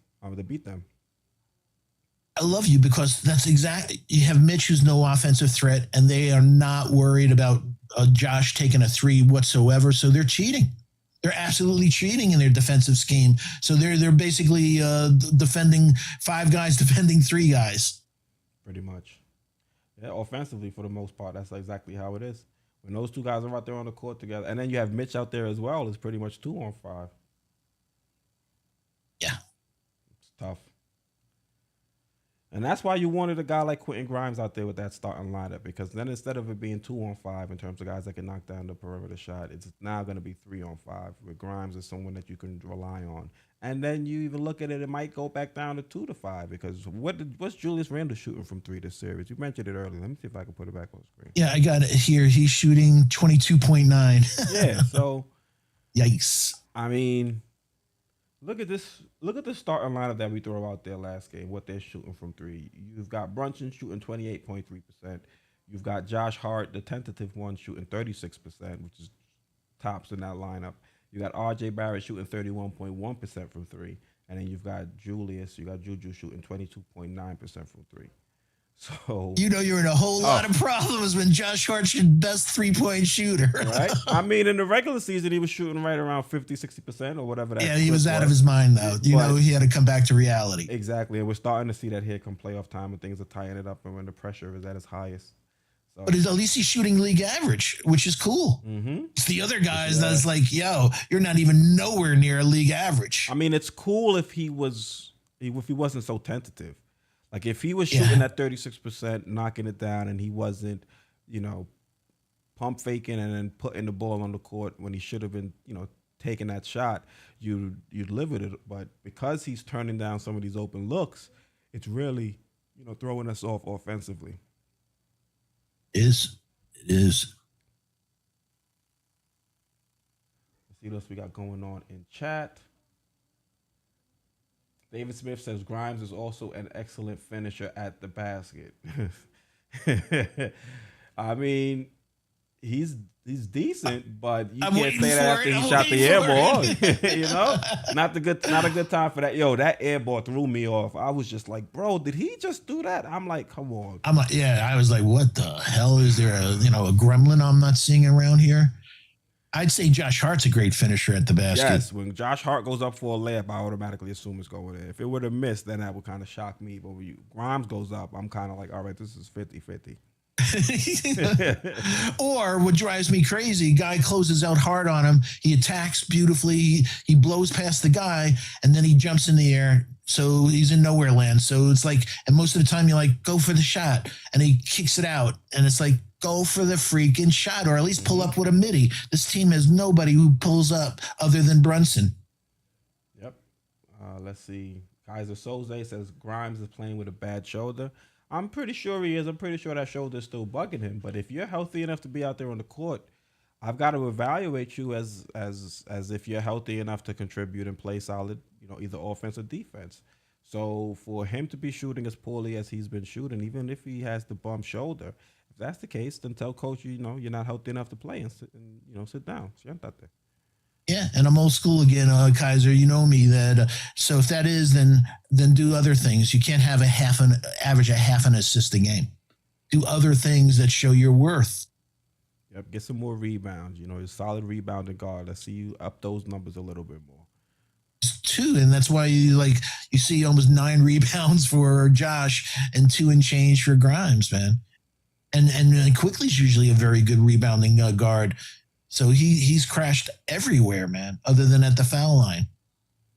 Yeah, yeah, those two are still shooting decent from the charity stripe, but yeah, Quick's numbers are just ghastly. 9 points per game, 1.6 rebounds, 1 assist, 1.1 turnover. And man, you're Quickly. One of the reasons you really liked him running the squad was because he had such a low assist, or well, it's supposed to be he has a high assist to turnover ratio, right? Yeah, exactly. A great high assist to turnover ratio. But now you're seeing in the playoffs is pretty much 1-to-1. He's averaging more turnovers than assists, and Exactly. that's uncharacteristic for Emmanuel Quickly. So something's going on with him. And You said it beautifully. He looks shook. yeah, it definitely looks like he's not ready for the moment right now. Yeah, but he knows how to dance. Hitting them meanly. Well, I think we were down 15 or whatever. We're down, and you do a dance then. Get your shit together, bro. Yeah, man, figure it out. And the knee injury. I mean, not the knee injury, the ankle injury isn't gonna help per se, but you got to battle through. If you're healthy enough to be out there and contribute, you should make yourself available and just ball out. As Knicks fans, I have the utmost faith in a lot of these young guys. I just think that they're thinking about it a little bit too much, being in these high pressure moments, in these high pressure situations. So if they were to just slow things down, calm down, and be put in a little bit better of a position by their head coach, I think they can figure this out. But the Heat, they're an extremely formidable opponent. Even if they don't have guys like Tyler Hero and Oladipo available, they've got a solid coach in Eric Sproul, and they've got a solid number one in Jimmy Butler. So we can't underestimate them. They're showing why they shouldn't be underestimated. And heading into the series, I was underestimating them for the most part. I was like, there's no way this team missing Tyler Hero, who's one of their big pieces offensively, is going to be able to come in and beat us in a series. But look where we are right now. They're up 2-1. They're in the driver's seat, in a position to put us in a 3-1 hole. And I think, if these young guys can start to figure it out and start to shoot a little bit closer to what they shot in the regular season, this Miami Heat team really doesn't have the offensive firepower to hang with us. That's what I thought headed into this season. Where are they going to get their points from with Hero out, Hero out? But with our depth our depth pieces not really performing offensively, it's allowing the Heat to stay in this series against us. And without one of these guys breaking free or breaking loose, it's going to be hard to put this team away. Yeah, and he shot 40% from three. Brunson during the season, 28% in the playoffs. RJ 31%. Randle 22%. So what we were saying before that, all we're asking is play like you did in the season. Even if you're a couple of percentage points below 34 or so, we would have won games. They're playing, they're shooting so poorly that it's crazy. And I can understand Brunson's and I can understand Grimes because of that shoulder. But RJ, like we always say, you have an opportunity to be star J, man. But you can't have a great first half or first quarter and then disappear and you're so bad that coach benches you in crunch time. You're a number 3 pick and you're not playing in crunch time because you can't play defense. Yep. Yeah, it's unfortunate. Right now we've got 101 in chat. Thank you all for tuning in. Let's see if we can smash that like button, get those likes up. We only got 49. Do us a solid. Let's see if we can get up to, 75. We'll be on for a little bit more before we sign off. So smash that like button. We really do appreciate all the support. Thank you guys for tuning in. You knew we were gonna have to touch on a pretty disappointing loss, and you guys still have shown up in full force and helped drive this stream along. As we always say, you guys are the third co-host of the stream, and we really do appreciate all your support. And again, thank you for support through 82 game season and first round of playoffs. And now we just appreciate all that support. And also shout out to the mods. Appreciate all you do, man. Yep. Facts. Almighty Finesse says IQ Obi and 2 firsts for OG Anunoby. His contract's coming up. If he didn't have a contract where he could walk Almighty, I'd say I'm down for it in a second. But, when Keith did some brilliant behind the scenes work with his time with Toronto, where he was questioning Van Vliet, holding the ball so much that he wasn't getting the ball as much. So with Brunson and with Randle still here, I can't see how OG would be happy. And he's also, that injury history. So, but I deal with it. If it'd be a sign and trade, I could deal with it. But I'm not going to give up anything for a guy who's going to walk. And I also believe he's clutch. Yeah, OG, he wants a larger role. And we're seeing how some of these guys are already upset that they're not being featured in the offense. And I don't know if OG has the game to really be a featured guy offensively. So that's where I'd be a little bit hesitant about bringing in a guy like OG Anunoby. I like his game. I think he can fit in well. He brings exactly what this team needs, a big-bodied wing that can defend and, knock down shots as needed. But if he wants to be a more focal point of the offense, I just don't know how that would fit alongside Jalen Brunson and also Julius Randle. And in this trade, we're only giving up IQ and Obi, so that means we'd have RJ here as well. So he'd be fourth in the pecking order. So I'm not sure how that would work out long term. Unfortunately, the most perfect player that would complement our team is Mikal Bridges. And he's on the Nets. Villanova tough. Every year, 50, 40, 90, a blink away from the gold standard. Lockdown defender with that 7'3" wingspan. I'd give up everything, but Nets wouldn't send him across town like that. But he would be perfect for us. Yeah. And he's enjoying his time in New York too. He's running around getting chopped cheeses. He's living a New York life. I'm sure, that's for sure. So he's also going tuned all the in. way up on 3rd Avenue to get the real chopped cheese, man. Yeah, he's tuned in as well. He's been giving shout outs to Brunson and Hart during their playoff run. So those are his guys. But I just don't know if the Nets would be willing to entertain a deal where they send him to their crosstown rivals. Yeah, it's a shame, but profile wise, that is the player, and also very similar to what Keith was saying about OG. He had a defined role with the Suns. He comes here, and you see how much more of an offensive game he has, but he wasn't able to unleash with the Suns. Mm-hmm. Yeah, they had Booker, Chris Paul, Ayton, all those. Let's see what we got going on in chat. Keith Turner, Hal Grimes won a major role when he can't even stay healthy. It's a really great point. It's a great point, Keith. He has that thick body. So the knee injury, the patella injury last season, I think he missed 36 games. The shoulder injury this year, and he's just an average athlete. So I don't know if he's going to age well.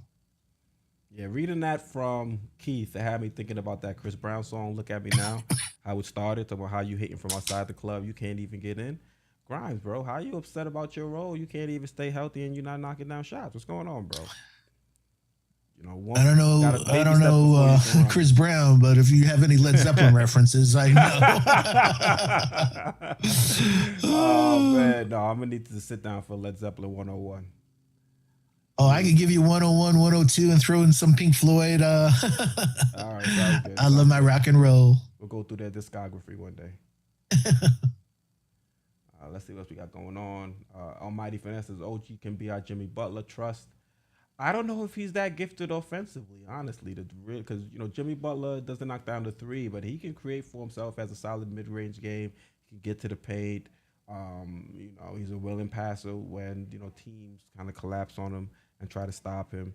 I don't know if OG is as creative and can create for himself as much as we've seen Jimmy Butler do it. Can OG do it at some point? Maybe. but I'm not 100% sure. Maybe who knows? Maybe it's because we haven't seen him be able. They haven't given him that opportunity in Toronto. I think I'll be real interested in seeing what the new coach does and how they'll feature him next season. But that's definitely something that we should keep our eyes on. I'll give you that. Yeah, for sure. JJ says Grimes was healthy this year, somewhat. He missed the start initially, right? And then I think he's also missed a few times, a few games here and there. Keith Turner says 17%, but Grimes is our best shooter. Come on, man. I still think he's our best shooter or one of our better shooters, but he's just, I don't know, he's not stepping up to the moment. I think the moment right now might be a little bit too big for him. It's his first time, really playing playoff basketball. And he might be struggling to adjust, especially when he's, not being featured much throughout the game. And then the shots that he is getting there, far and few between. So it's really hard for him to carry any type of momentum from, some shots that he does make.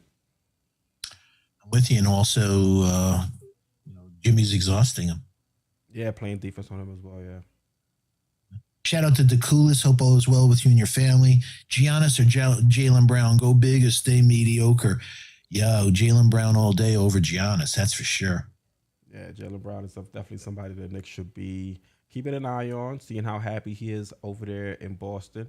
And if, he's someone that doesn't end up re-signing with the Celtics, the Knicks should definitely be hitting up his agent like, hey, come to New York, man. You be that missing piece. This team with Jaylen Brown, I think, puts us over the top. Yeah, as a salesman, I'd say, yo, Tatum's always going to be the number one there, man. You could be number one over here, the biggest market in the world. Yeah. But he has some craziness to him too, man. Yeah, he's a little wonky too, but he's an interesting guy. Well, hey, we've been saying from day one, you and I, that this team needs a terrible infusion of athleticism. If you look at Brunson, you look at RJ, you look at Randle, you look at Grimes, you're like, Jesus, man, we don't have anybody that has crazy fucking athleticism and hops and stuff like that. So many times we get aggravated with a Randle under the basket or an RJ, and you're like, God, they got no lift, no hops. They're getting their shot blocked. Like I said, RJ got a shot blocked 105 times 2 years ago. You got it blocked 94 times in 73 games this year. And part of that is just being stupid. You keep getting your shot blocked, then don't go that far, pull up and hit a midi. But you keep going into swatted by Jimmy Butler. And that, what was it, the first half? I mean, first half. I think it might have been the first quarter. I'm like, bro, he just disrespected you. Kyle Lowry was putting issues was giving Randle issues and RJ issues with the ball and stuff like that. So it's like, come on, protect that damn ball. Yeah. Let's see. Mike Boy says Brunson and Randle and Grimes in terms of best volume shooters historically. I don't know if Randle's a better shooter than Grimes.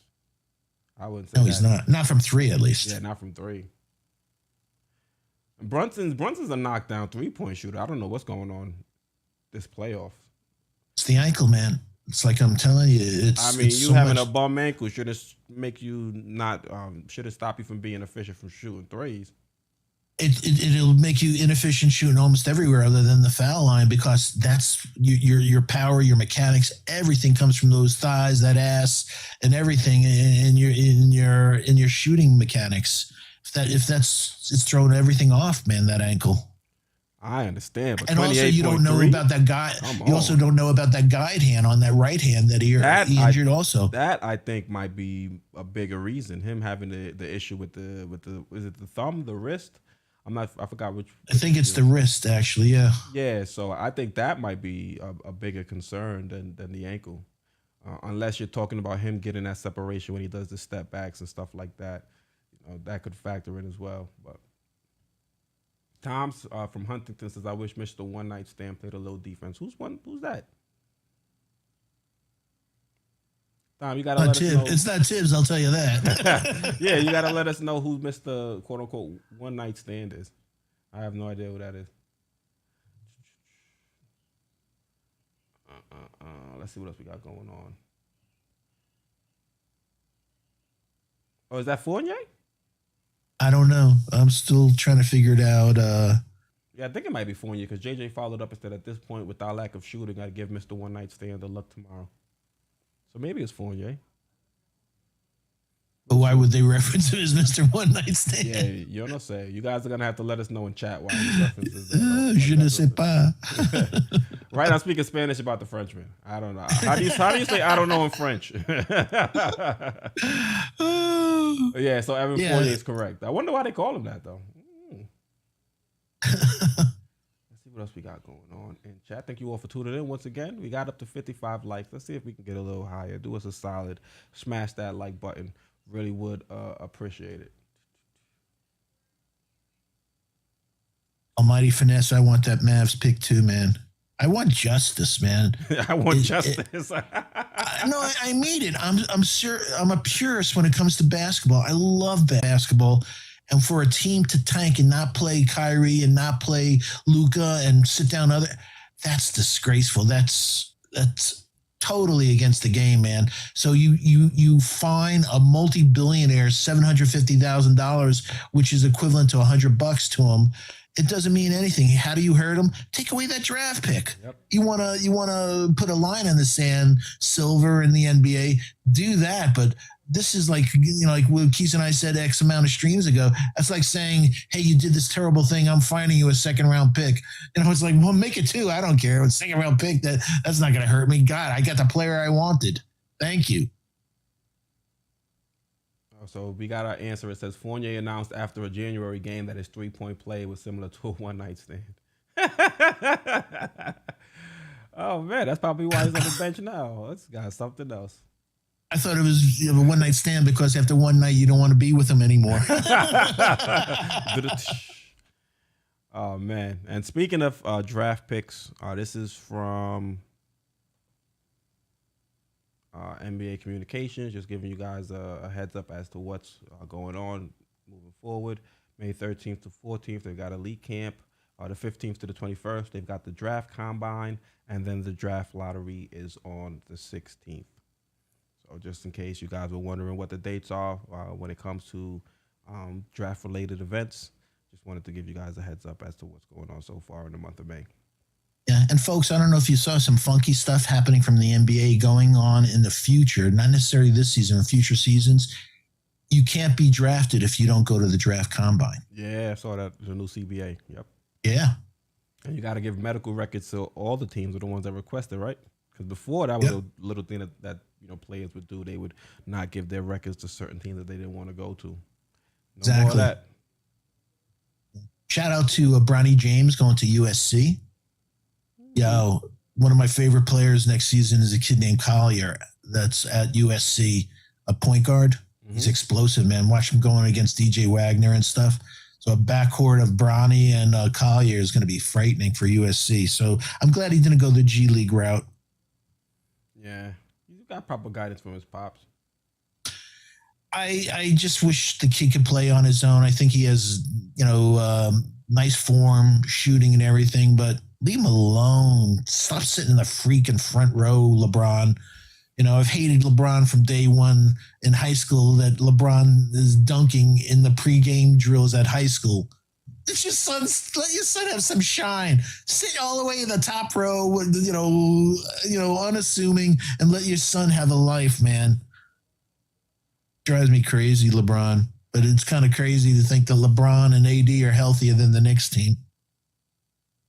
Yeah, that's nuts, right? Terrible. AD's out helping the Knicks.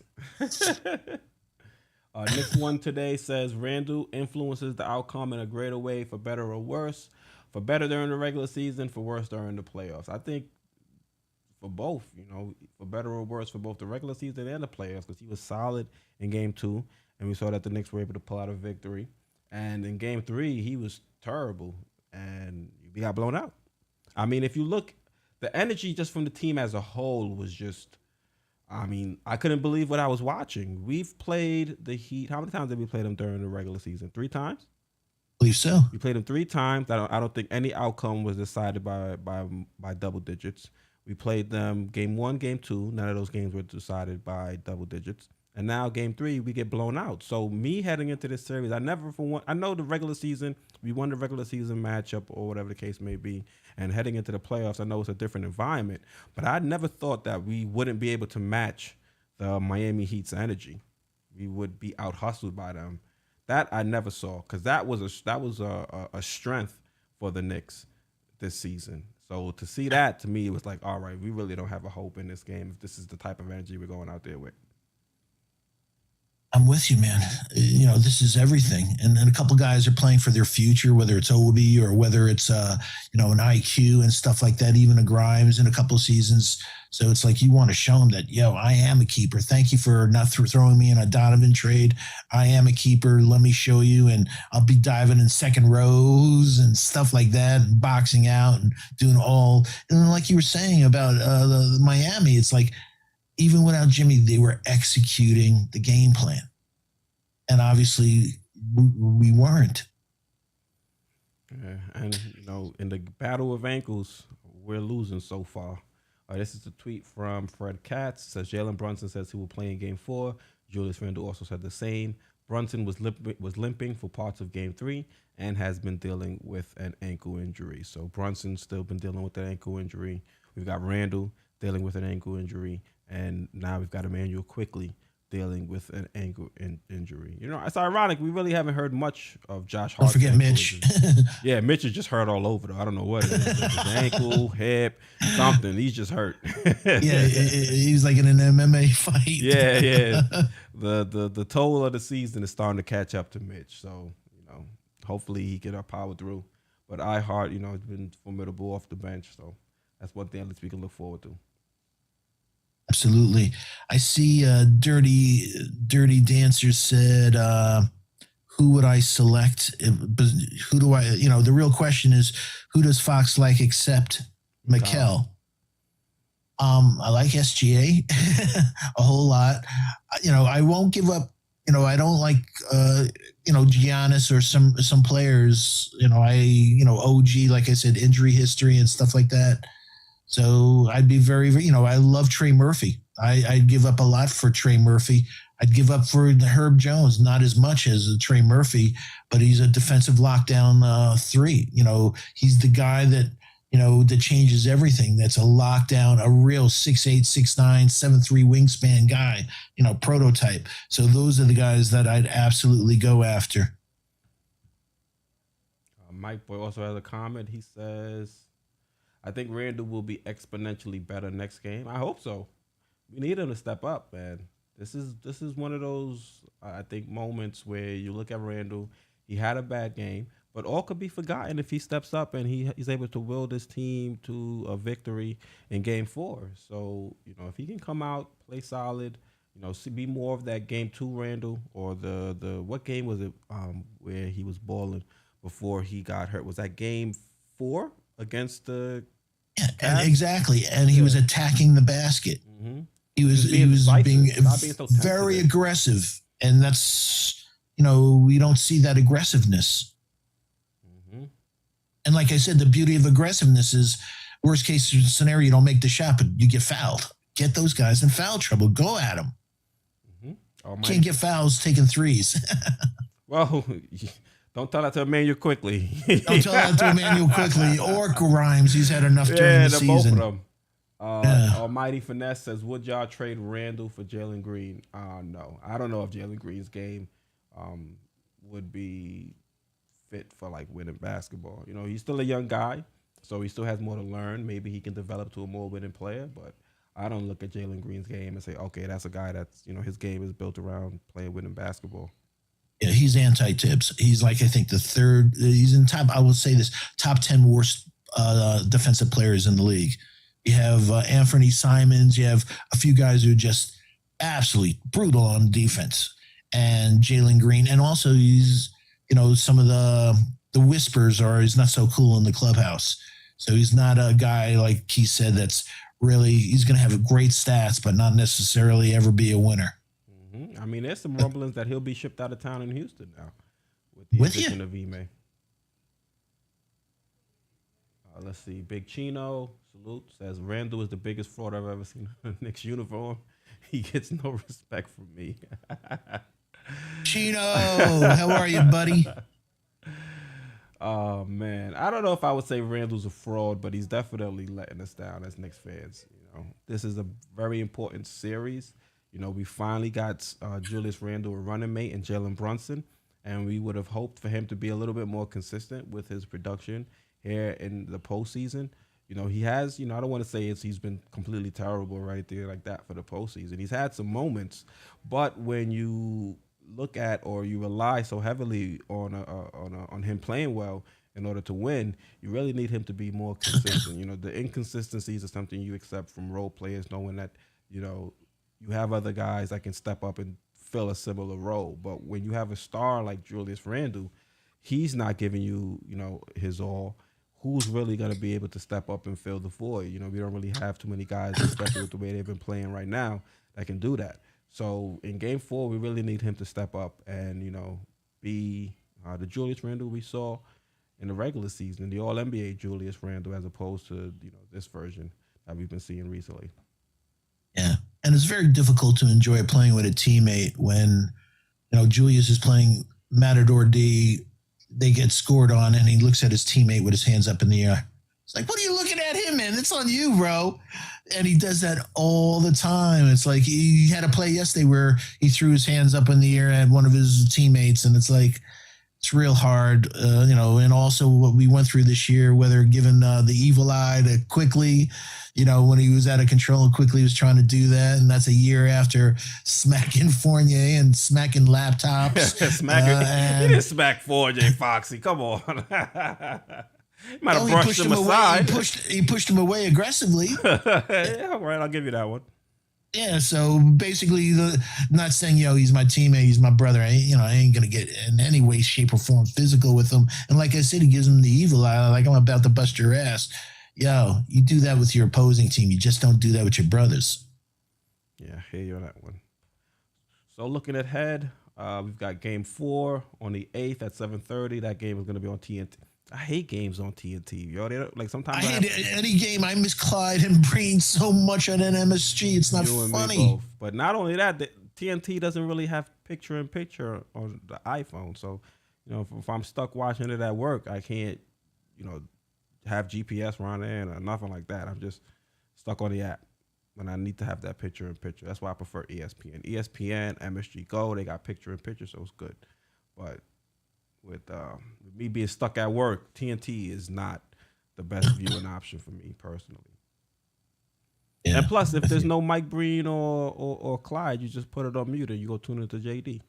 I was about to say, that's how I watch it now. JD's changed everything, man. Yeah.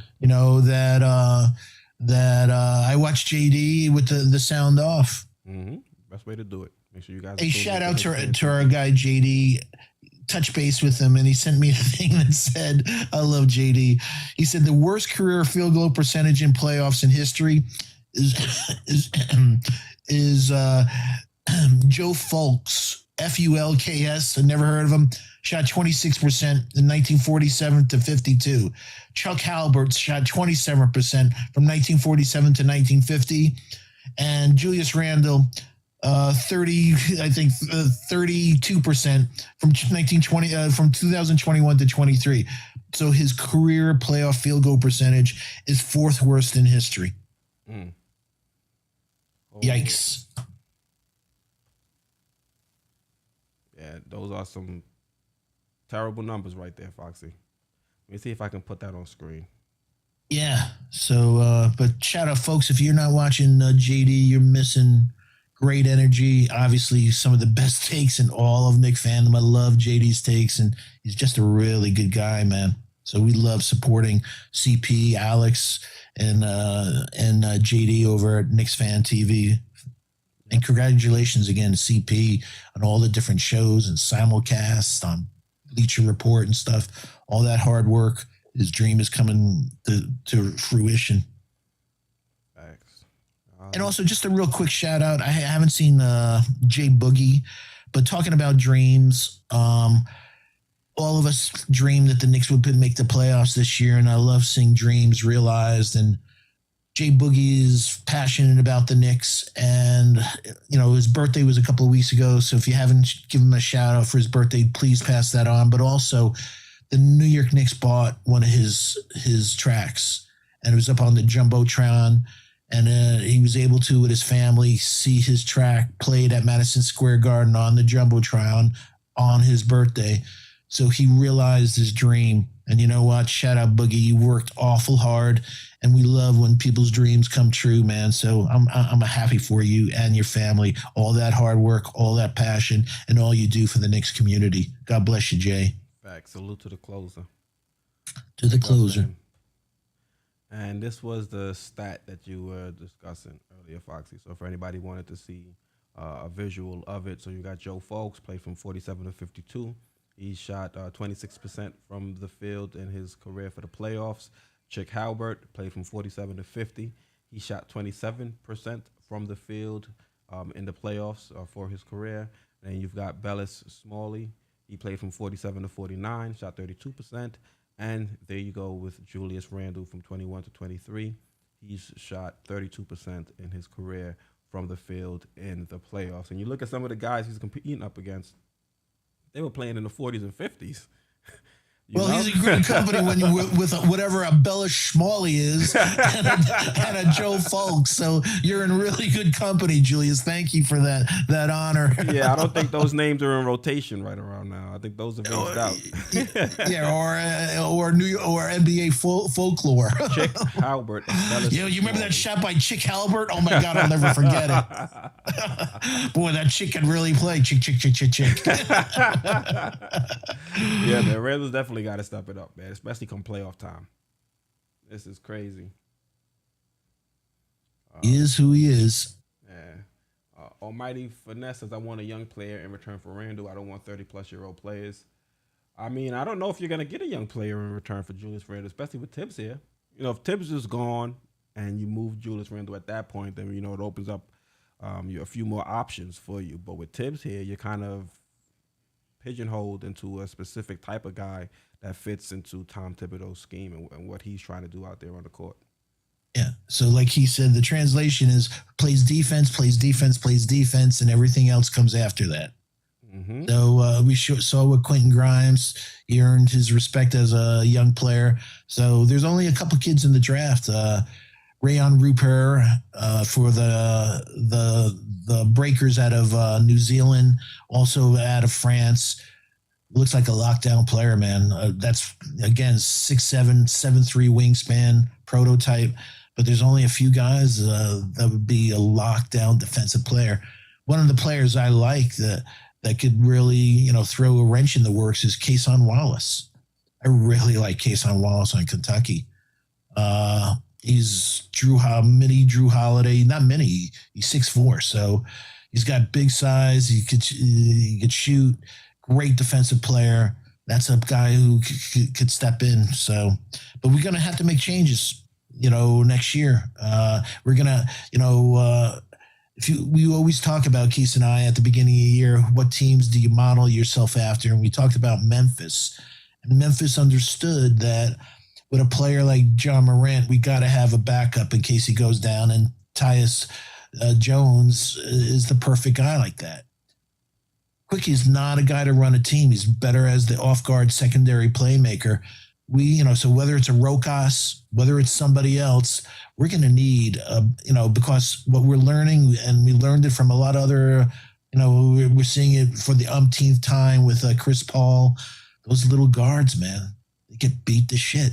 So you better have an insurance plan. I mean, I was saying it. The struggles that we're seeing from Emmanuel Quickley are potentially opening up a path for a Rokas to come over, because with Quick struggling, you may not be willing to invest as much into him as you were, a few months ago when he was balling to end the season. And now you can look at a guy like Rokas and say, okay, maybe we now have a spot for you to not necessarily guarantee, but say, all right, we'll look to put you into this spot, come over for training camp, see if you can compete. And, well, I don't know. By training camp, it might be a little bit too late. You might have to do something more so in Summer League. We'll see if he can, compete with those guys, and then offer to have him be, the backup point guard to start the season. But it still remains to be seen if Rokas is a Tibbs type of guy. Because yes, he can be a floor general, but I think defensively, there may be some concerns when it comes to Tibbs and him being tested against NBA talented players. Speed. Yeah, I'm with you. But, the only good thing that we could look at is that we're really looking at him targeting playing against second team guys. Mm-hmm. And every once in a while, JB's healing something that he steps up into that starting lineup like Tyus Jones. Yeah. Let's see. Julian Blum, it says Grimes, the Bailey second-year rookie against a two-time All-Star. Make a good point. Almighty Finesse says, if we get bounced, does Tibbs get the boot? I don't know if he gets the boot. I don't think he gets the boot. It'd have to be another year. Yeah, maybe another year if we start to struggle the same way we struggled this season, then you might see him get canned. I mean, look, the Bucks fired Bodenholzer, and he won a chip for them a couple years ago. So Nurse won a chip a few, Toronto, he's gone. So if we're not able to perform as expected come playoff time, if we continue to see this much of a drop off from regular season play to postseason play, you can definitely see a guy like Tibbs get fired. And we've been saying this all season. The regular season was cool. We expected us to be pretty decent. I had us pegged at like 46. You had other people, right around the 6th seed. So I think it was pretty much expected for us to be a quality team. We were all just looking to see how we would perform if we were in the play-in or if we actually made the playoffs. And, we were able to get past the Cavs in the first round, but we mentioned we have not played good. We haven't had a solid stretch of games this entire postseason. So something's going to have to give. Either Tibbs is going to have to make some adjustments in order to try and get this thing, back on track. Or, if we continue to struggle like we have, maybe the front office looks and says, okay, maybe Tibbs might not be the right guy and base, a move off of, the struggles we've had this postseason. Me personally, I don't think it would be fair to fire Tibbs at this point, even though I don't think Tibbs is the guy. But he's made a lot of changes this season, so I think he would have earned at least another opportunity next year to run it back and see if he can continue to make some changes and some adjustments to his coaching style. Which I believe would be his last season on his contract. Yeah. Let him play out that contract, and in that way, if you move on from him, it doesn't cost, even though I don't think Dolan cares, but it won't cost any money to move on from him, and you just let his contract expire. And then, with your, succession plan, time for Johnny Bryant to walk in. Potentially. And you brought this up about development. We're in the second round. We're a game away from being tied. And the thing that Keith and I and the SV Nation is like he's an old dog, but he learned new tricks this year. Did you ever think he'd be benching RJ in crunch time? Did you ever think he'd bench a couple of times Brunson for defensive assignments in crunch time?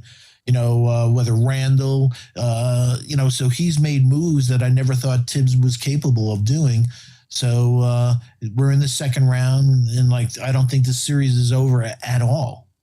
So we just need one strong game and a couple of guys getting that stroke back, and anything could happen. But I think he deserves to be back next year. But I also, one of the things that I want to mention is I've seen Johnny Bryant next to him more than I did last year. Johnny seems to be in his ear a lot more, especially the second half of the season and going down on the final thing. So, so I definitely would give Tibbs, and again, Tibbs can't shoot. Those guys are on the court. I just want the nepotism with Randle, but at the same time, all right, I'm going to show Randle.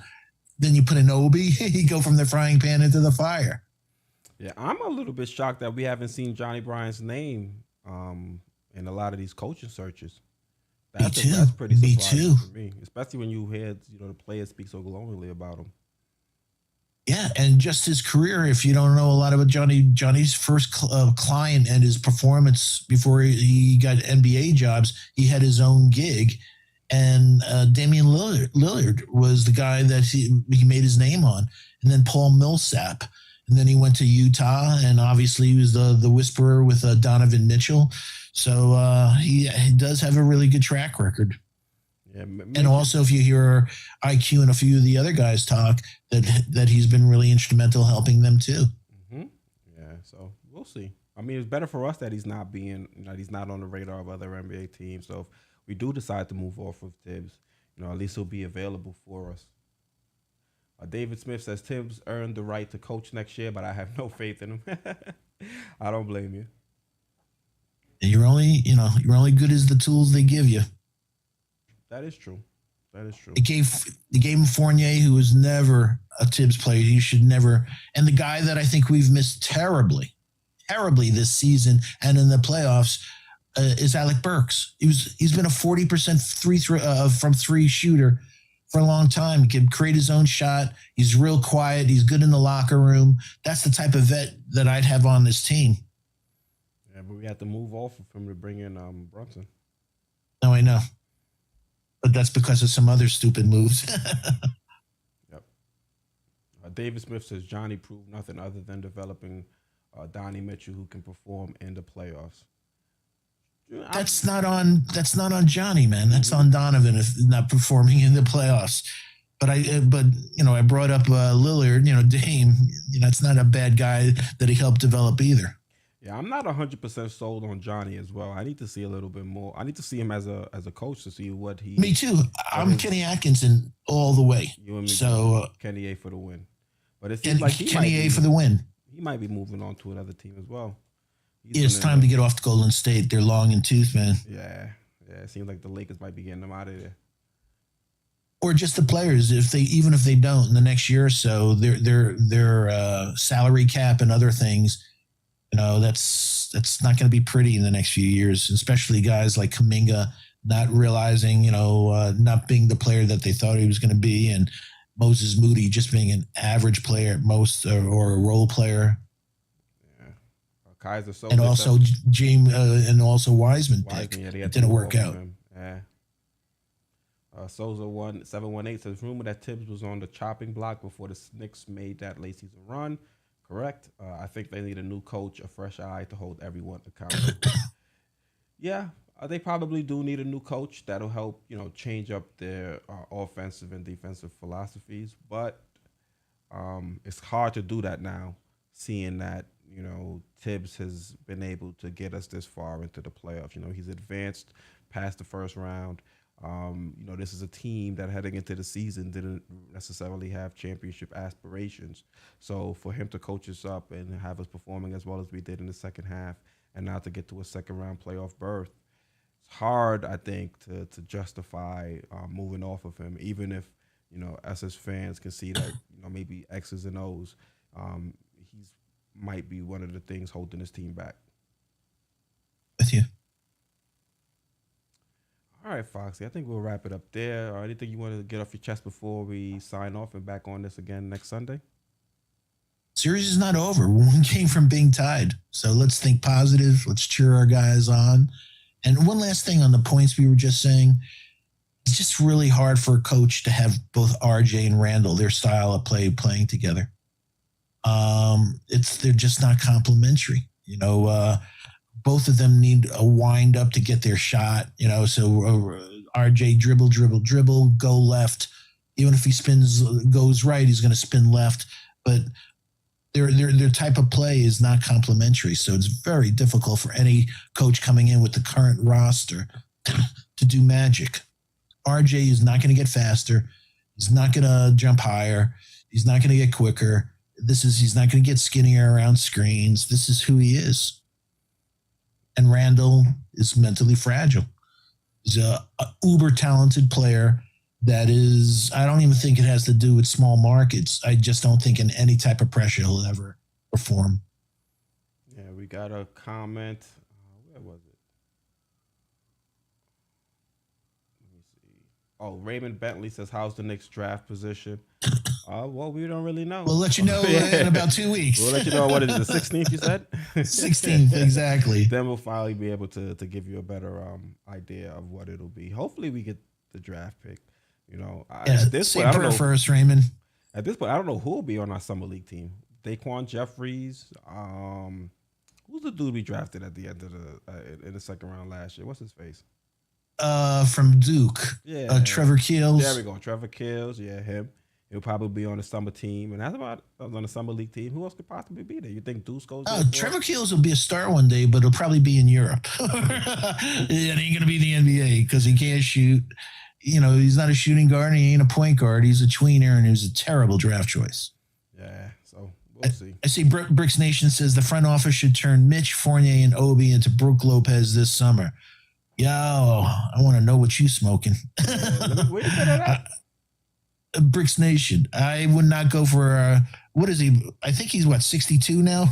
Brooke Lopez. Yeah, Mitch, Fournier, and Obi into Brooke Lopez. I mean, if you include RJ and they include Giannis, then maybe I'd consider it because you bring in Giannis, you bring in Brooke Lopez as that stretch four that can defend. I mean, that stretch five that can defend, and you pair those guys with whoever we have left on the roster. But I don't know if I'm trading Mitch. First of all, isn't Brooke Lopez a free agent? Can't we just sign him? Yeah. His contract's up this offseason, no? I believe so. Let's look it up. Brooke Lopez contract. While you're looking up, just a quick shout out to Mega NYK. Thank you for the kind words. Yeah, he's an unrestricted free agent. He was making $13 million last year. Well, technically, it's still this season because the season hasn't over yet. But yeah, he'll be an unrestricted free agent. So maybe Brooke Lopez is. Well, we already have iHeart. I don't think we need to have another guy. But one is truly a stretch five, and one is a bogus stretch five. True. But I was just saying we already. And also, he led the league in block shots this year, Brooke. True. At this advanced age. True, and he's still able to knock down the three. But I don't know if we move off of iHeart to bring in an aged Brooke Lopez. No, I agree. Yeah, I agree. Almighty Fernandez said we should have drafted Jalen Williams at 11. Almighty, I don't know if you watched the draft shows last year, but 2 weeks before the combine last year, I said my sleeper for the combine is Jalen Williams of Santa Clara, and he's going to be all rookie team. So I'm with you, man. Yep. All right. So thank you all for tuning in. Really do appreciate it. Once again, our next show will be on the 14th. That's next Sunday at 6. Between now and then, there will be 3 games that'll go on. Game 4, Game 5, Game 6. So we'll either be discussing the end of the series or getting you guys hyped up for a Game 7 on the 15th. We shall see which one it'll be. Thank you all once again for tuning in. We really do appreciate it. We'll be back once again. Hopefully the Knicks can, come back Game 4, must-win game, and tie this series at 2 apiece. But thank you once again, everybody. We really do appreciate all the support.